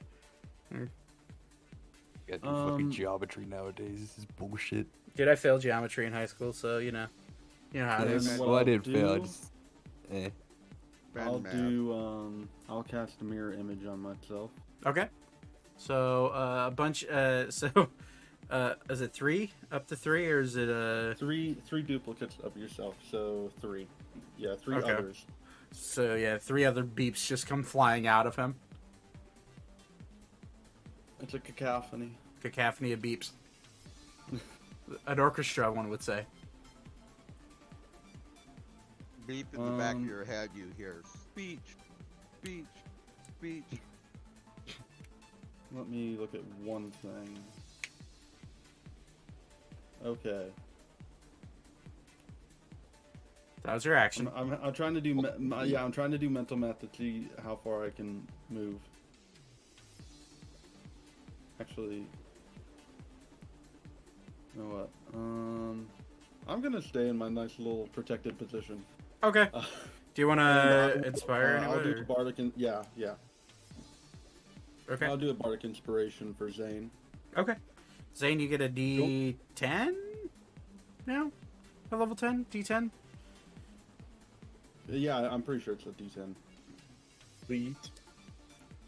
Oh my god. Yeah, dial up. It would be dial up. You're right. You are Hey, wrong. messenger behind you. It is Weaver's turn. Alrighty. I am, because Alan went to fire elemental. I'm gonna kind of assume that I'm at least reasonably okay with putting fire by him. So I will go ahead and just do 5, 10, 15, 20, 25, 30, 35, 40, 45. Is that actually right? Oh, that didn't draw any at all, did it? You're 30. Oh, because it's trying to draw straight lines. Yeah. Yeah, I'm trying to... Hang on, let me delete those stupid lines and then actually... we're just going to freehand. I'm going to go ahead and cast a good old-fashioned... oh, it's not on the spells page. That would be why I can't see it. Good old-fashioned, wall of fire. Okay. And it's going to be facing outwards, I assume? Oh, yeah. 100%. Okay. All right. It's dex save. That's a natural 2. So, yeah, it fails. And Alan is Okay, unaffected so by it's- the fire. So 6. Well, he's also not in it. I put yeah. it right in front of him. Yeah. 16. So it's oof. It's looking almost dead. Talking like pennies here. But anything else Weaver wants to do? I'm just gonna go ahead and take a... No, because Alar's right behind me. I was gonna take a half step forward, but I'm not going to do that. I'm just gonna stay here. Okay. All right. It is now this Mage Hunter's turn. It's going to blindly run towards Ori and confront him. And that will be its turn. It is now this Mage Hunter's turn. It is also going to run forward 80 feet. And that will also be its turn because they don't have bonus actions that are meaningful. Ori,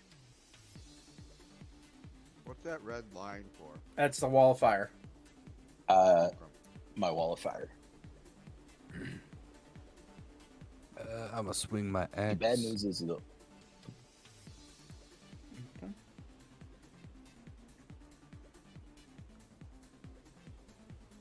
25. That hits.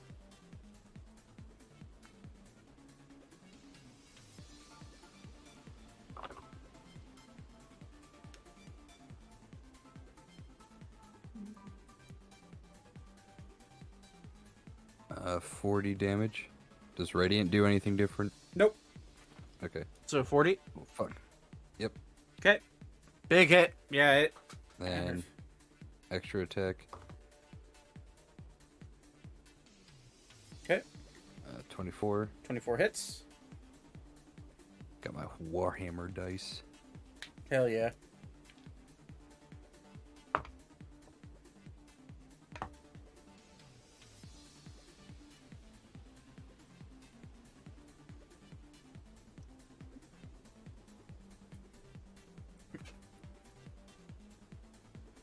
Uh, 40 again. 40 again. It is still up. Alright. And glaive swing. All right.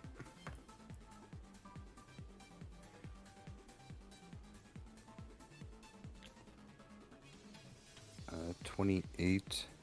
Yep.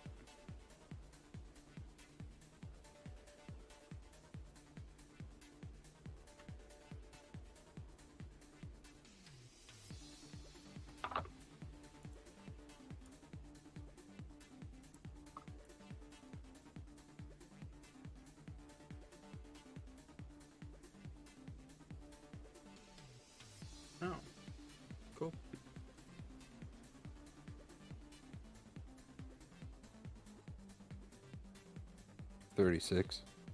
Yeah, it just crumples on your glaive hit and falls at your feet, and actually flops down enough to where it's starting to like halfway falls down this cliff, but it is gone. I kick it down as I walk by. Sure, I'll allow a little tap as a free action. 30. All right, and that'll be it. Okay. Thaddeus, it's your turn. You can see through this opaque wall of flames. It's hot, but you're not getting burned by it. Okay. This one. Right. Hmm. Why is it doing? Ah.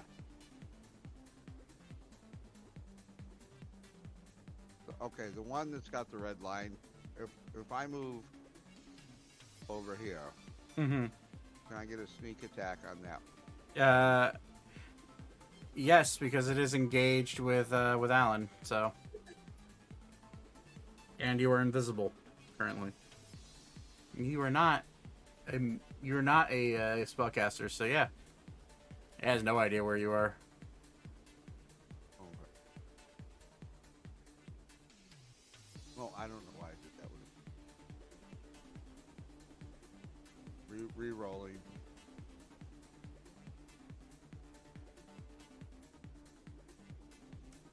That hit? The first. 17 hits. 13 does not, but 17 hits and 24 rapier damage. No, that's the damage. That's Oh, that's the hit. reroll. Oh, gotcha. Yeah. 24. Yeah, it hits. Yeah, that's fine. Well, you were rolling with advantage anyways because you're sneak attacking. So I'll take Oh, the first okay. one. So yeah, 17 hits. And then sneak attack. and then sneak attack. Yep.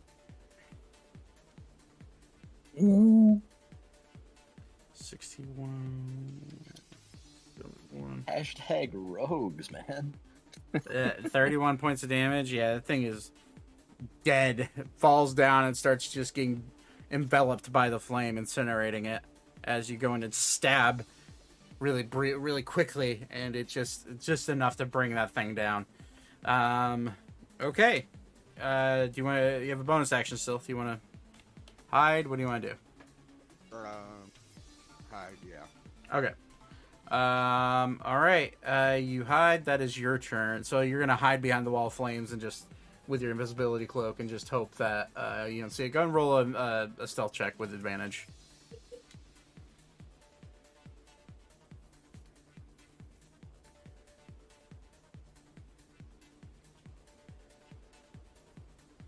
I'll take the first one. You can feel the watchful gaze. Even though you don't see any discernible eyes from this one, it is staring right at you. We'll go 25. You're not rolling... Oh, wait, yeah, sorry. Cloak of Invisibility. Yeah, 25. Yeah, you're good. You told me to roll with advantage. I'm sorry. I'm used to you double rolling. I apologize. Okay. I'm sober. Fair. Okay, it's Alan's turn. Alan is going to see this one, and he's got 35 feet, which will bring him to right here. And then he's going to, you're going to see, which you see him just roll through your wall of flame, no problem. And he's going to, he's actually going to dash because he doesn't have the ability to like chuck fire or anything. He's just going to get up in this thing's face. That's Alan's turn. Zane, it's your turn.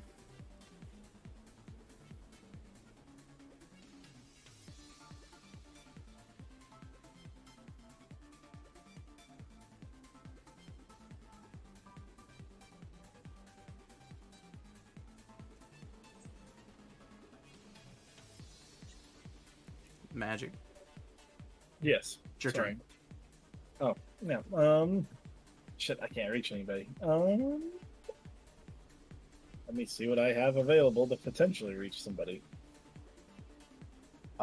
If Zane starts running towards the fire, I will drop it, but even No. if that costs me a reaction. I can do this instead. I think I can reach that. I need a length. Oh, perfect. I'll just toll the dead on the guy Alan's engaged with. All right, that's a what type of saving throw? I go. Ask me what level. It's a cantrip. It's a saving throw. Yeah, but Wisdom save. Okay. Wisdom, I believe. And Yep. Spell save DC. That's a 16. Oh, so it just fails. Cool. So it's for you it's 2d12. 10 10 points. Cool. You guys don't hear it, but you just see like this outline of a bell just start to form behind it and like bong once and like go back and forth and then disappear, and you clearly see the creature starting to react negatively to that. Okay, that is the end of your turn, and in case you want a bonus action and or Nope, that's all I got. move. Okay. It's this Mage Hunter's turn. It's going to do a full range of multi-attacks, which was the first one that's actually been able to attack. Since these things have no range to speak of.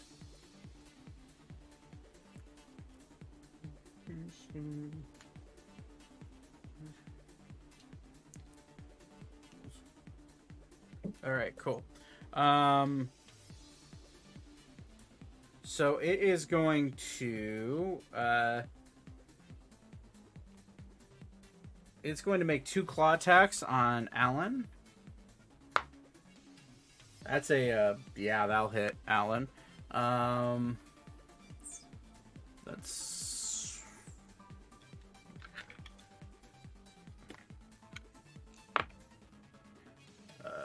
okay. That's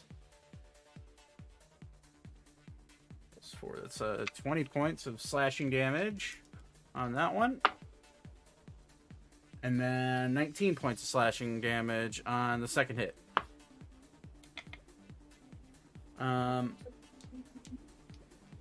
Okay, so Alan takes that.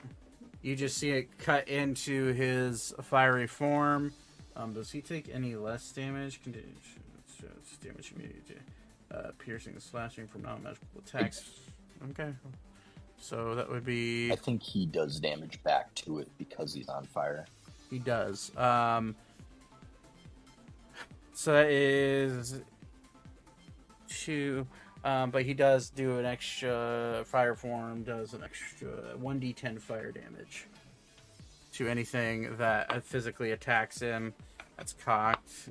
Okay, that does 8 points of fire damage onto that thing. Except it's going to use its ability as a reaction, consume and destroy. As Alan's fire flings off of his body, you see this creature start to suck in the flames, the magical energy, and it's going to burst out from underneath it right back at Alan, and anybody within a 60-foot radius needs to make a dexterity saving throw. So that would be Me. Thaddeus and well, hold on. Oh, actually, Yep. I was So gonna say it should be. Zane and Thaddeus make a dexterity saving throw. And Ori. No, it would, Possibly Ori, yeah. no, it would stay on the ground because that's 40 feet up. Okay. Yeah, it's a ground-based AoE that travels out in a magical Cool. burst. Woof. Okay. I don't know if Roll20 changed this, but Zach, did you see that circle I put on the measuring? Yeah. Okay. So the DM can see you measure, Yeah. even when you don't have broadcast to others or put on the Yeah. measuring tool. Yeah. So I can. Yeah. Both are fails. So it absorbs it absorbs that damage, and then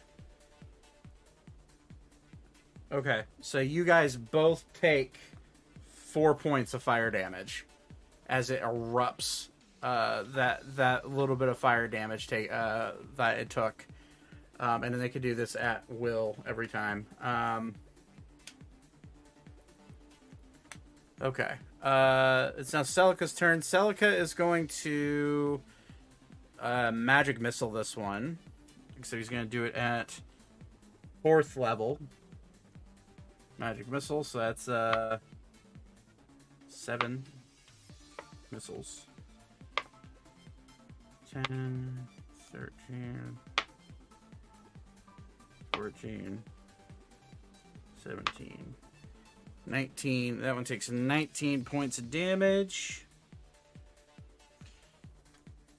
That is Celica is going to... He's going to see where he's at. So it's Alara's turn. Alara is going to look at it. How far away does this spell have to be? I think it's 60 feet. Yeah, it's 60 feet. Oh god, I didn't mean to do that line. So Alara's going to walk forward a full 5, 10, 15, 20, 25, 30, because she can move 30 now. And she's going to reach out and cast Blight on that one. So that's another...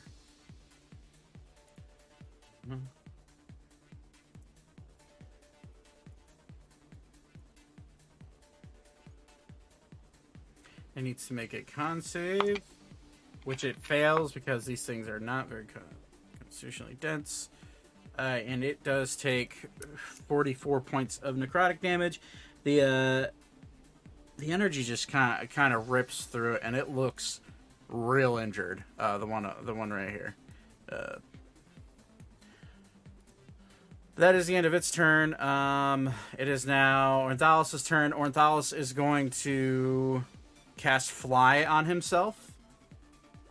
And he's going to fly up, and he's going to go do a full movement. And he's going to technically be above Zane, but we're going to put him right here.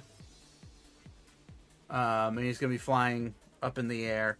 And that will be the end of his turn. It is now Beep's turn. All right.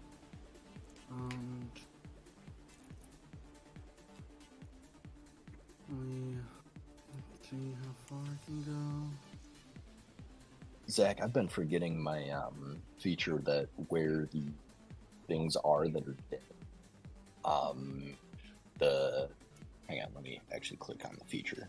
Mm-hmm. That's right. I forgot about that. I know exactly what you're talking about. Yeah. Yeah. Cauterizing flames.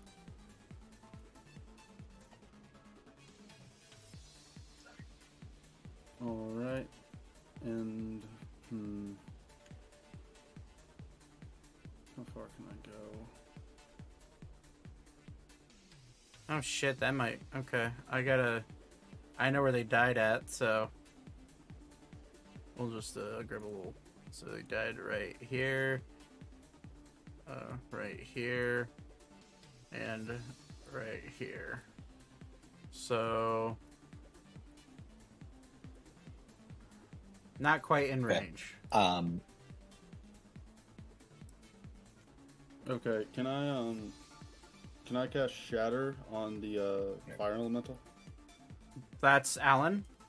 Oh, that's Alan. Lord. Okay, never mind. Do it.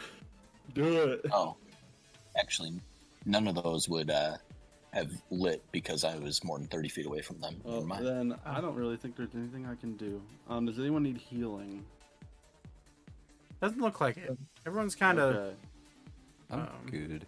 I'm scratched, but fine. You can Then do it if I- you want to do something. I mean, what I could do, actually, hold on. I forgot. I have this. I'll do Psychic Lance on the Mage Hunter.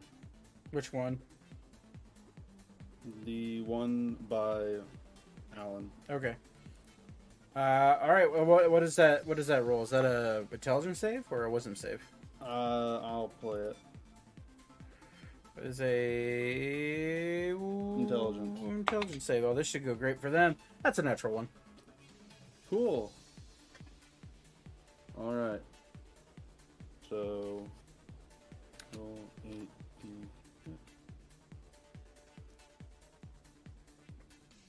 24. Alan in his elemental form, and anybody watching that one just see it crumple. Its head, you see its head start to like bulge and bubble and just kind of pop and fall down because that was enough to kill it. By the way, that was a perfectly average roll.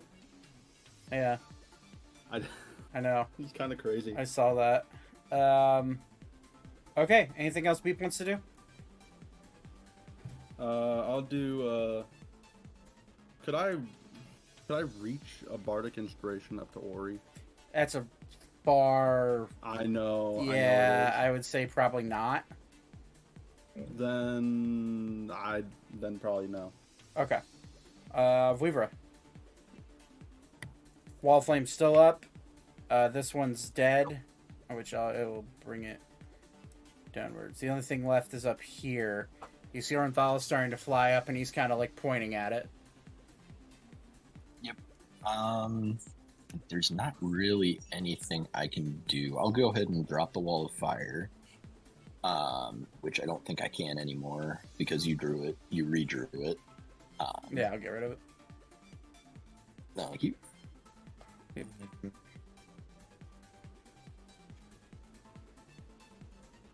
And I guess I'll go ahead and no, I don't want to do that.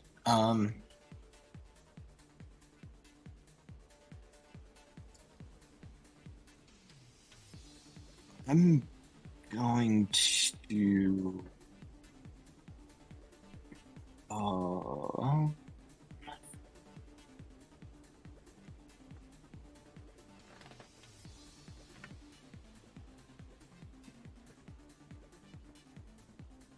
I'm gonna hold on to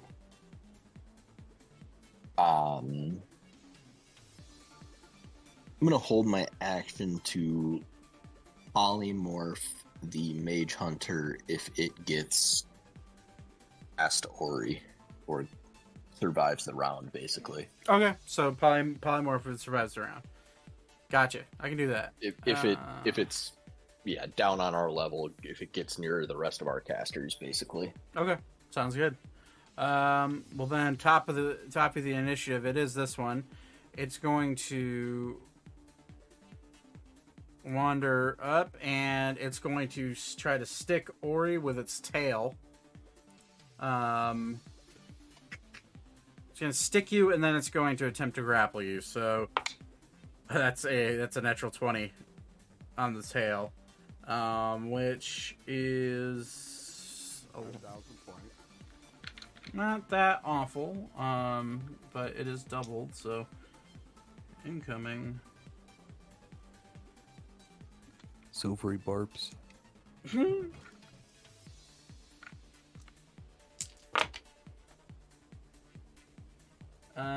That is 15 plus 27. 27 times 2 is 54 plus 4. So 58 points of piercing damage. And Ouch. I'm going to need you to make a dexterity saving throw. Or sorry, no, not dex save. We're grappling. So make an athletics check, or no, I make an athletics check. You make an acrobatics check, according to this, because it's a dex-based creature. But if it's a grapple, I thought you get the choice between athletics or acrobatics. Yeah, very clue says when grappling the mage hunter attempts to hold on to the creature with an athletics check, and the creature attempts to get away with an acrobatics check. Oh, okay. So yeah, I rolled like shit. What did you roll? 23. 23. Okay, yeah, you beat the grapple. So yeah, it stabs into you and then immediately starts to like wrap around like a snake around your body, but you're able to just kind of like grab it and like duck out of the way, no problem.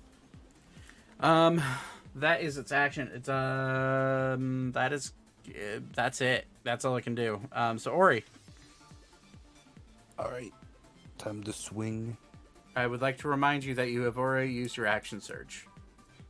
Yeah, I know. All right, just making sure, because yeah, you went through combat prior. Oh, so out of superiority die. Okay. Remember that natural 20 I gifted you for Christmas. Oh, I will use my nat 20 for my for Christmas. Sorry, it's expired. Oh fuck. 29 29 hits. and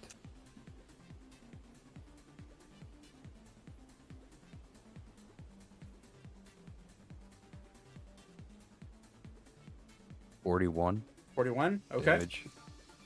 Then extra attack. Cocked.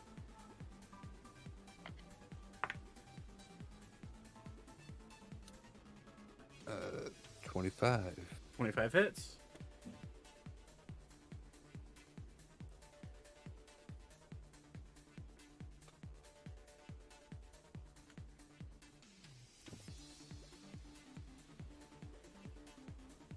$40.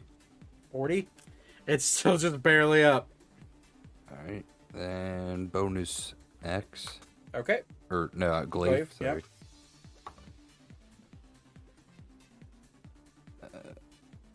It's a 19, so it's a crit. All right. So it dies. Understood. Total damage. If you want. If you want to, it's dead. It has 4 HP left. So how are you doing?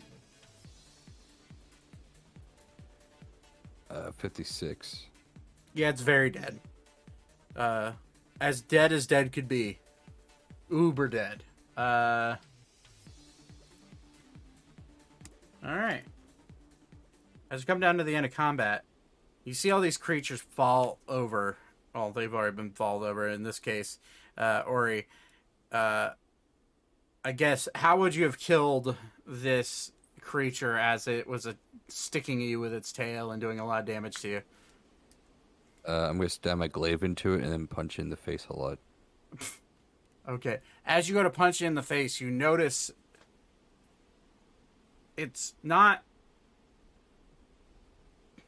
actual thing. It's not a animal. It's not a creature. As you punch more and more, you feel mechanical drives starting to malfunction. You feel almost like an exoskeleton, but you're punching through and it's like you're hitting metal.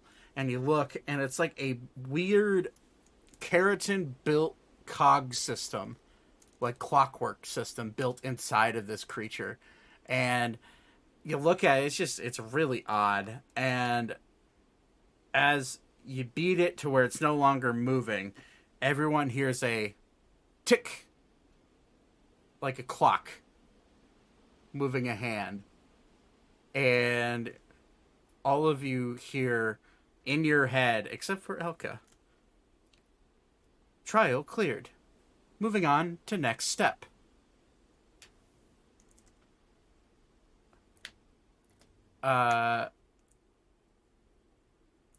As you hear that, Elka.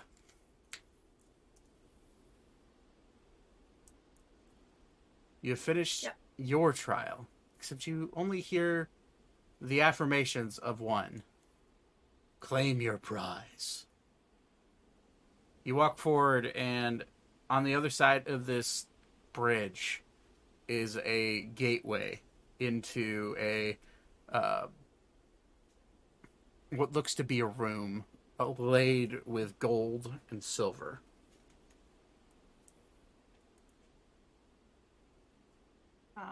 I'll walk towards it, and then also asking, I guess, to know what in particular, and be like, I'm looking for the Cordeorum, not a pile of treasure. Though the pile of treasure is nice. And then I guess I'll like. You hear nothing.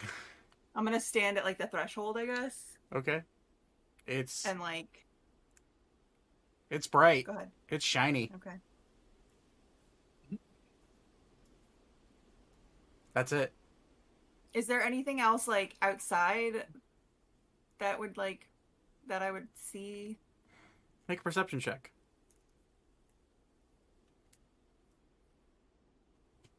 Oh, nat 20. Oh. For a total of Oh, perception 25. 25. That was the DC. You look in and you peer through, and the golden and silver room, you blink your eyes and it's not that. It's stone. You look at the ground, it's a pit. It's nothing. And then you look over to your left, and standing there in a single room is a stone pillar with a single treasure chest standing on top of it. Standing at the base of this treasure chest is what looks to be a small part of a blade resting next to the treasure I don't chest. even know what that is. I will walk over warily, like cautiously, Okay. considering, the last thing that I just did. And I'm gonna pull out one of my rapiers and kind of like touch the chest and the blade piece to just make sure that they're like They're real. okay. Yeah, you feel them. It's very clearly wood you're stabbing into. It's a blade. You hear it. You feel the ting of metal on metal. Oh God, don't do that to me. So I'll grab. I guess I'll like kind of squat down and like look at the blade and pull out the like broken one, the broken sword I have, and kind of see if it matches up. It's as perfect of a match as it could be. As you hold it up, and as you go look, you feel lighter. You feel not alone. But it's not a heavy burden, it's a light burden. And you look around and you see no one, even with a natural 20 or the natural 20 perception. It's familiar. It's a weird familiar feeling. It almost feels nice, warm. Something deems you worthy of finding this. And as you go to match the blade, you feel like a magnet starting to pull towards the center part blade. And then the hilt and the tip part of the blade shoot out of your hand and cling on to the center part of the blade and you see the blade start to mend itself. You see the metal heat up briefly and reattach itself. And sitting in front of you is a short sword. One that is adorned with many elvish runes, sorry. A bluish, almost cyan blue colored blade with a intense platinum edge on each side of the blade, The hilt is pure gold, inlaid with all sorts of gems that reflect the blue of the blade. In your mind, you immediately hear, "I have found a new home, it seems. It's about damn time. Probably 1,500 years or so." I'm gonna blink a second and just be like, "Do you have a name?" I did. Would you like You to don't hear it? remember? No, I remember it. But generally, people are allowed to rename their blades if they want. I believe that a blade as old as you probably has seen many battles and deserves to keep the name they have. Unless, of course, you wish to rename yourself. Oh, no, I quite like the one that I had. My name is the Starblade, Calypso. Good to meet you, little Miss Fairy.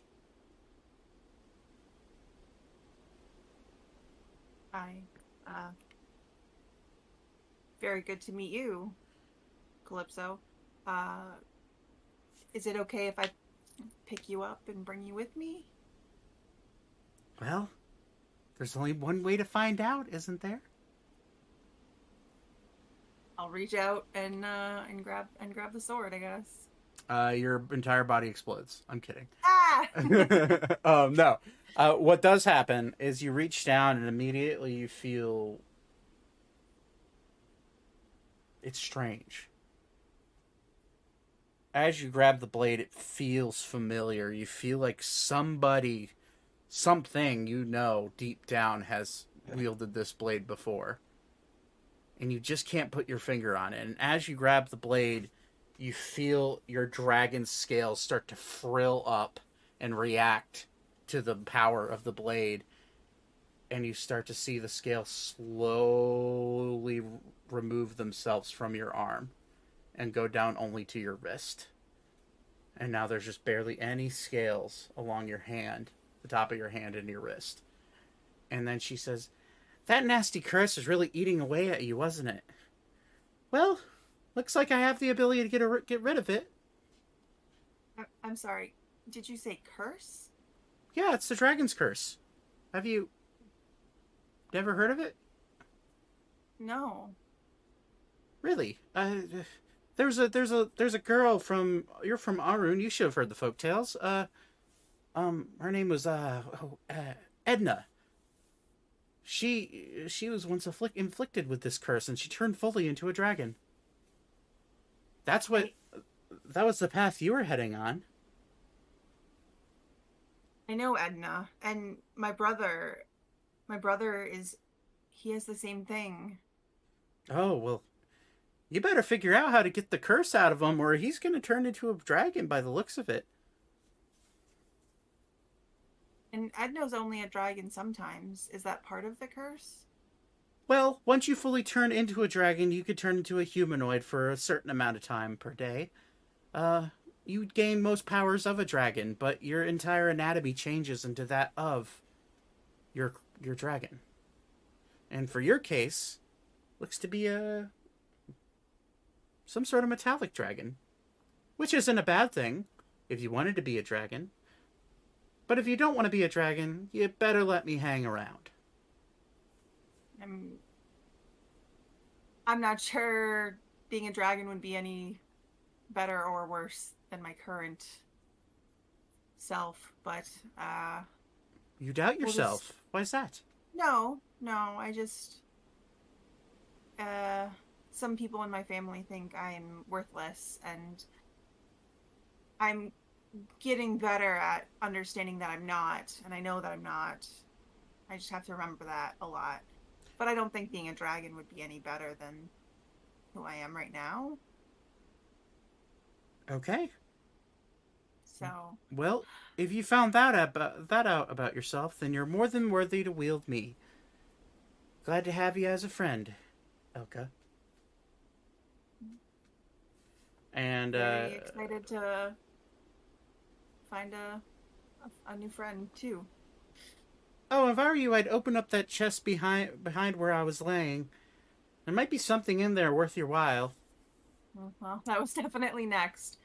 So I'll stand up and find a place to like hang my new sword. Mm-hmm. And then I'll see if I can pop that chest open. It's a mimic. No. You get bit. You're dead. Wait. I'm gonna cast melt minute meteors. Just blow open the chest Yeah, no. and destroy the gem inside. Wow. Okay, but you go to open the chest. It's unlocked. All right, I'll pop it open. You pop it open, and the only thing inside the chest is a scroll. Okay, I guess I'll grab it and open it up. See if I can read it. It is in Sylvan, which you can read. I believe, Yep. right? Yeah, you Yes, can read Sylvan. yes. It says in Sylvan, if you are the one that has rejoined Calypso to herself, congratulations. You've inherited a very, very good weapon. Unfortunately, I was unable to continue wielding it, or wielding her, sorry. Since my own magical powers were being drawn out, were being drawn out of me into her. I had to leave her here and break her apart so that way no one else would be able to wield her, since her power is one of the greats. Do be careful. If you are a magic wielder, she drains you pretty quickly. She'd probably be better off with someone who doesn't have magic. So hopefully that's you. Lucky me. And signed, Ashera Burning Heart.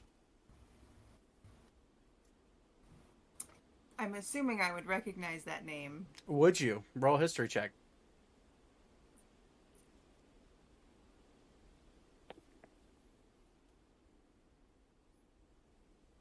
$17.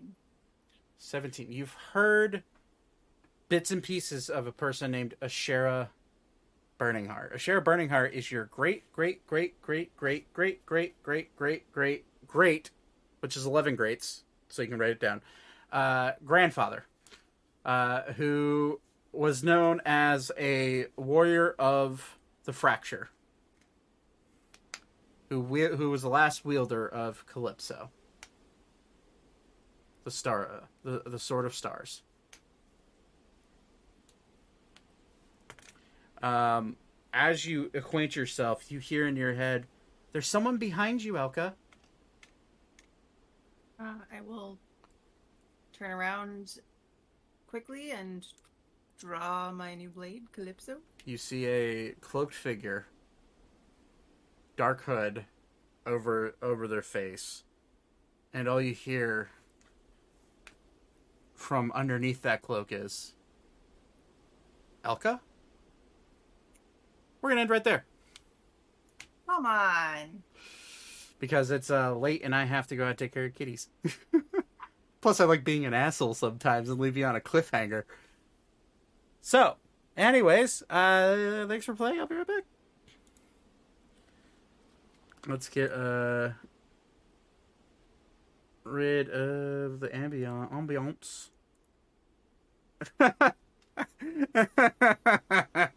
I just saw that middle finger. Oh, that's funny. That's really funny. God. Please.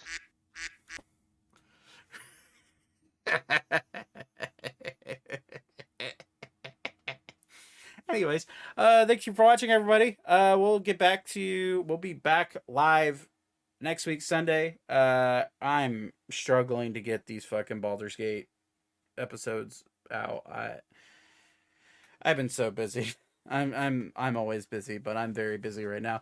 But yeah, thank you for watching. I appreciate every single one of you. I expect to see this out on time tomorrow, and maybe a Baldur's Gate 3 episode out this week, and then I might just do one a week from then on, just because I got off the schedule and I couldn't get back on it. It's the hardest thing in the world, but anyways, I appreciate all of you.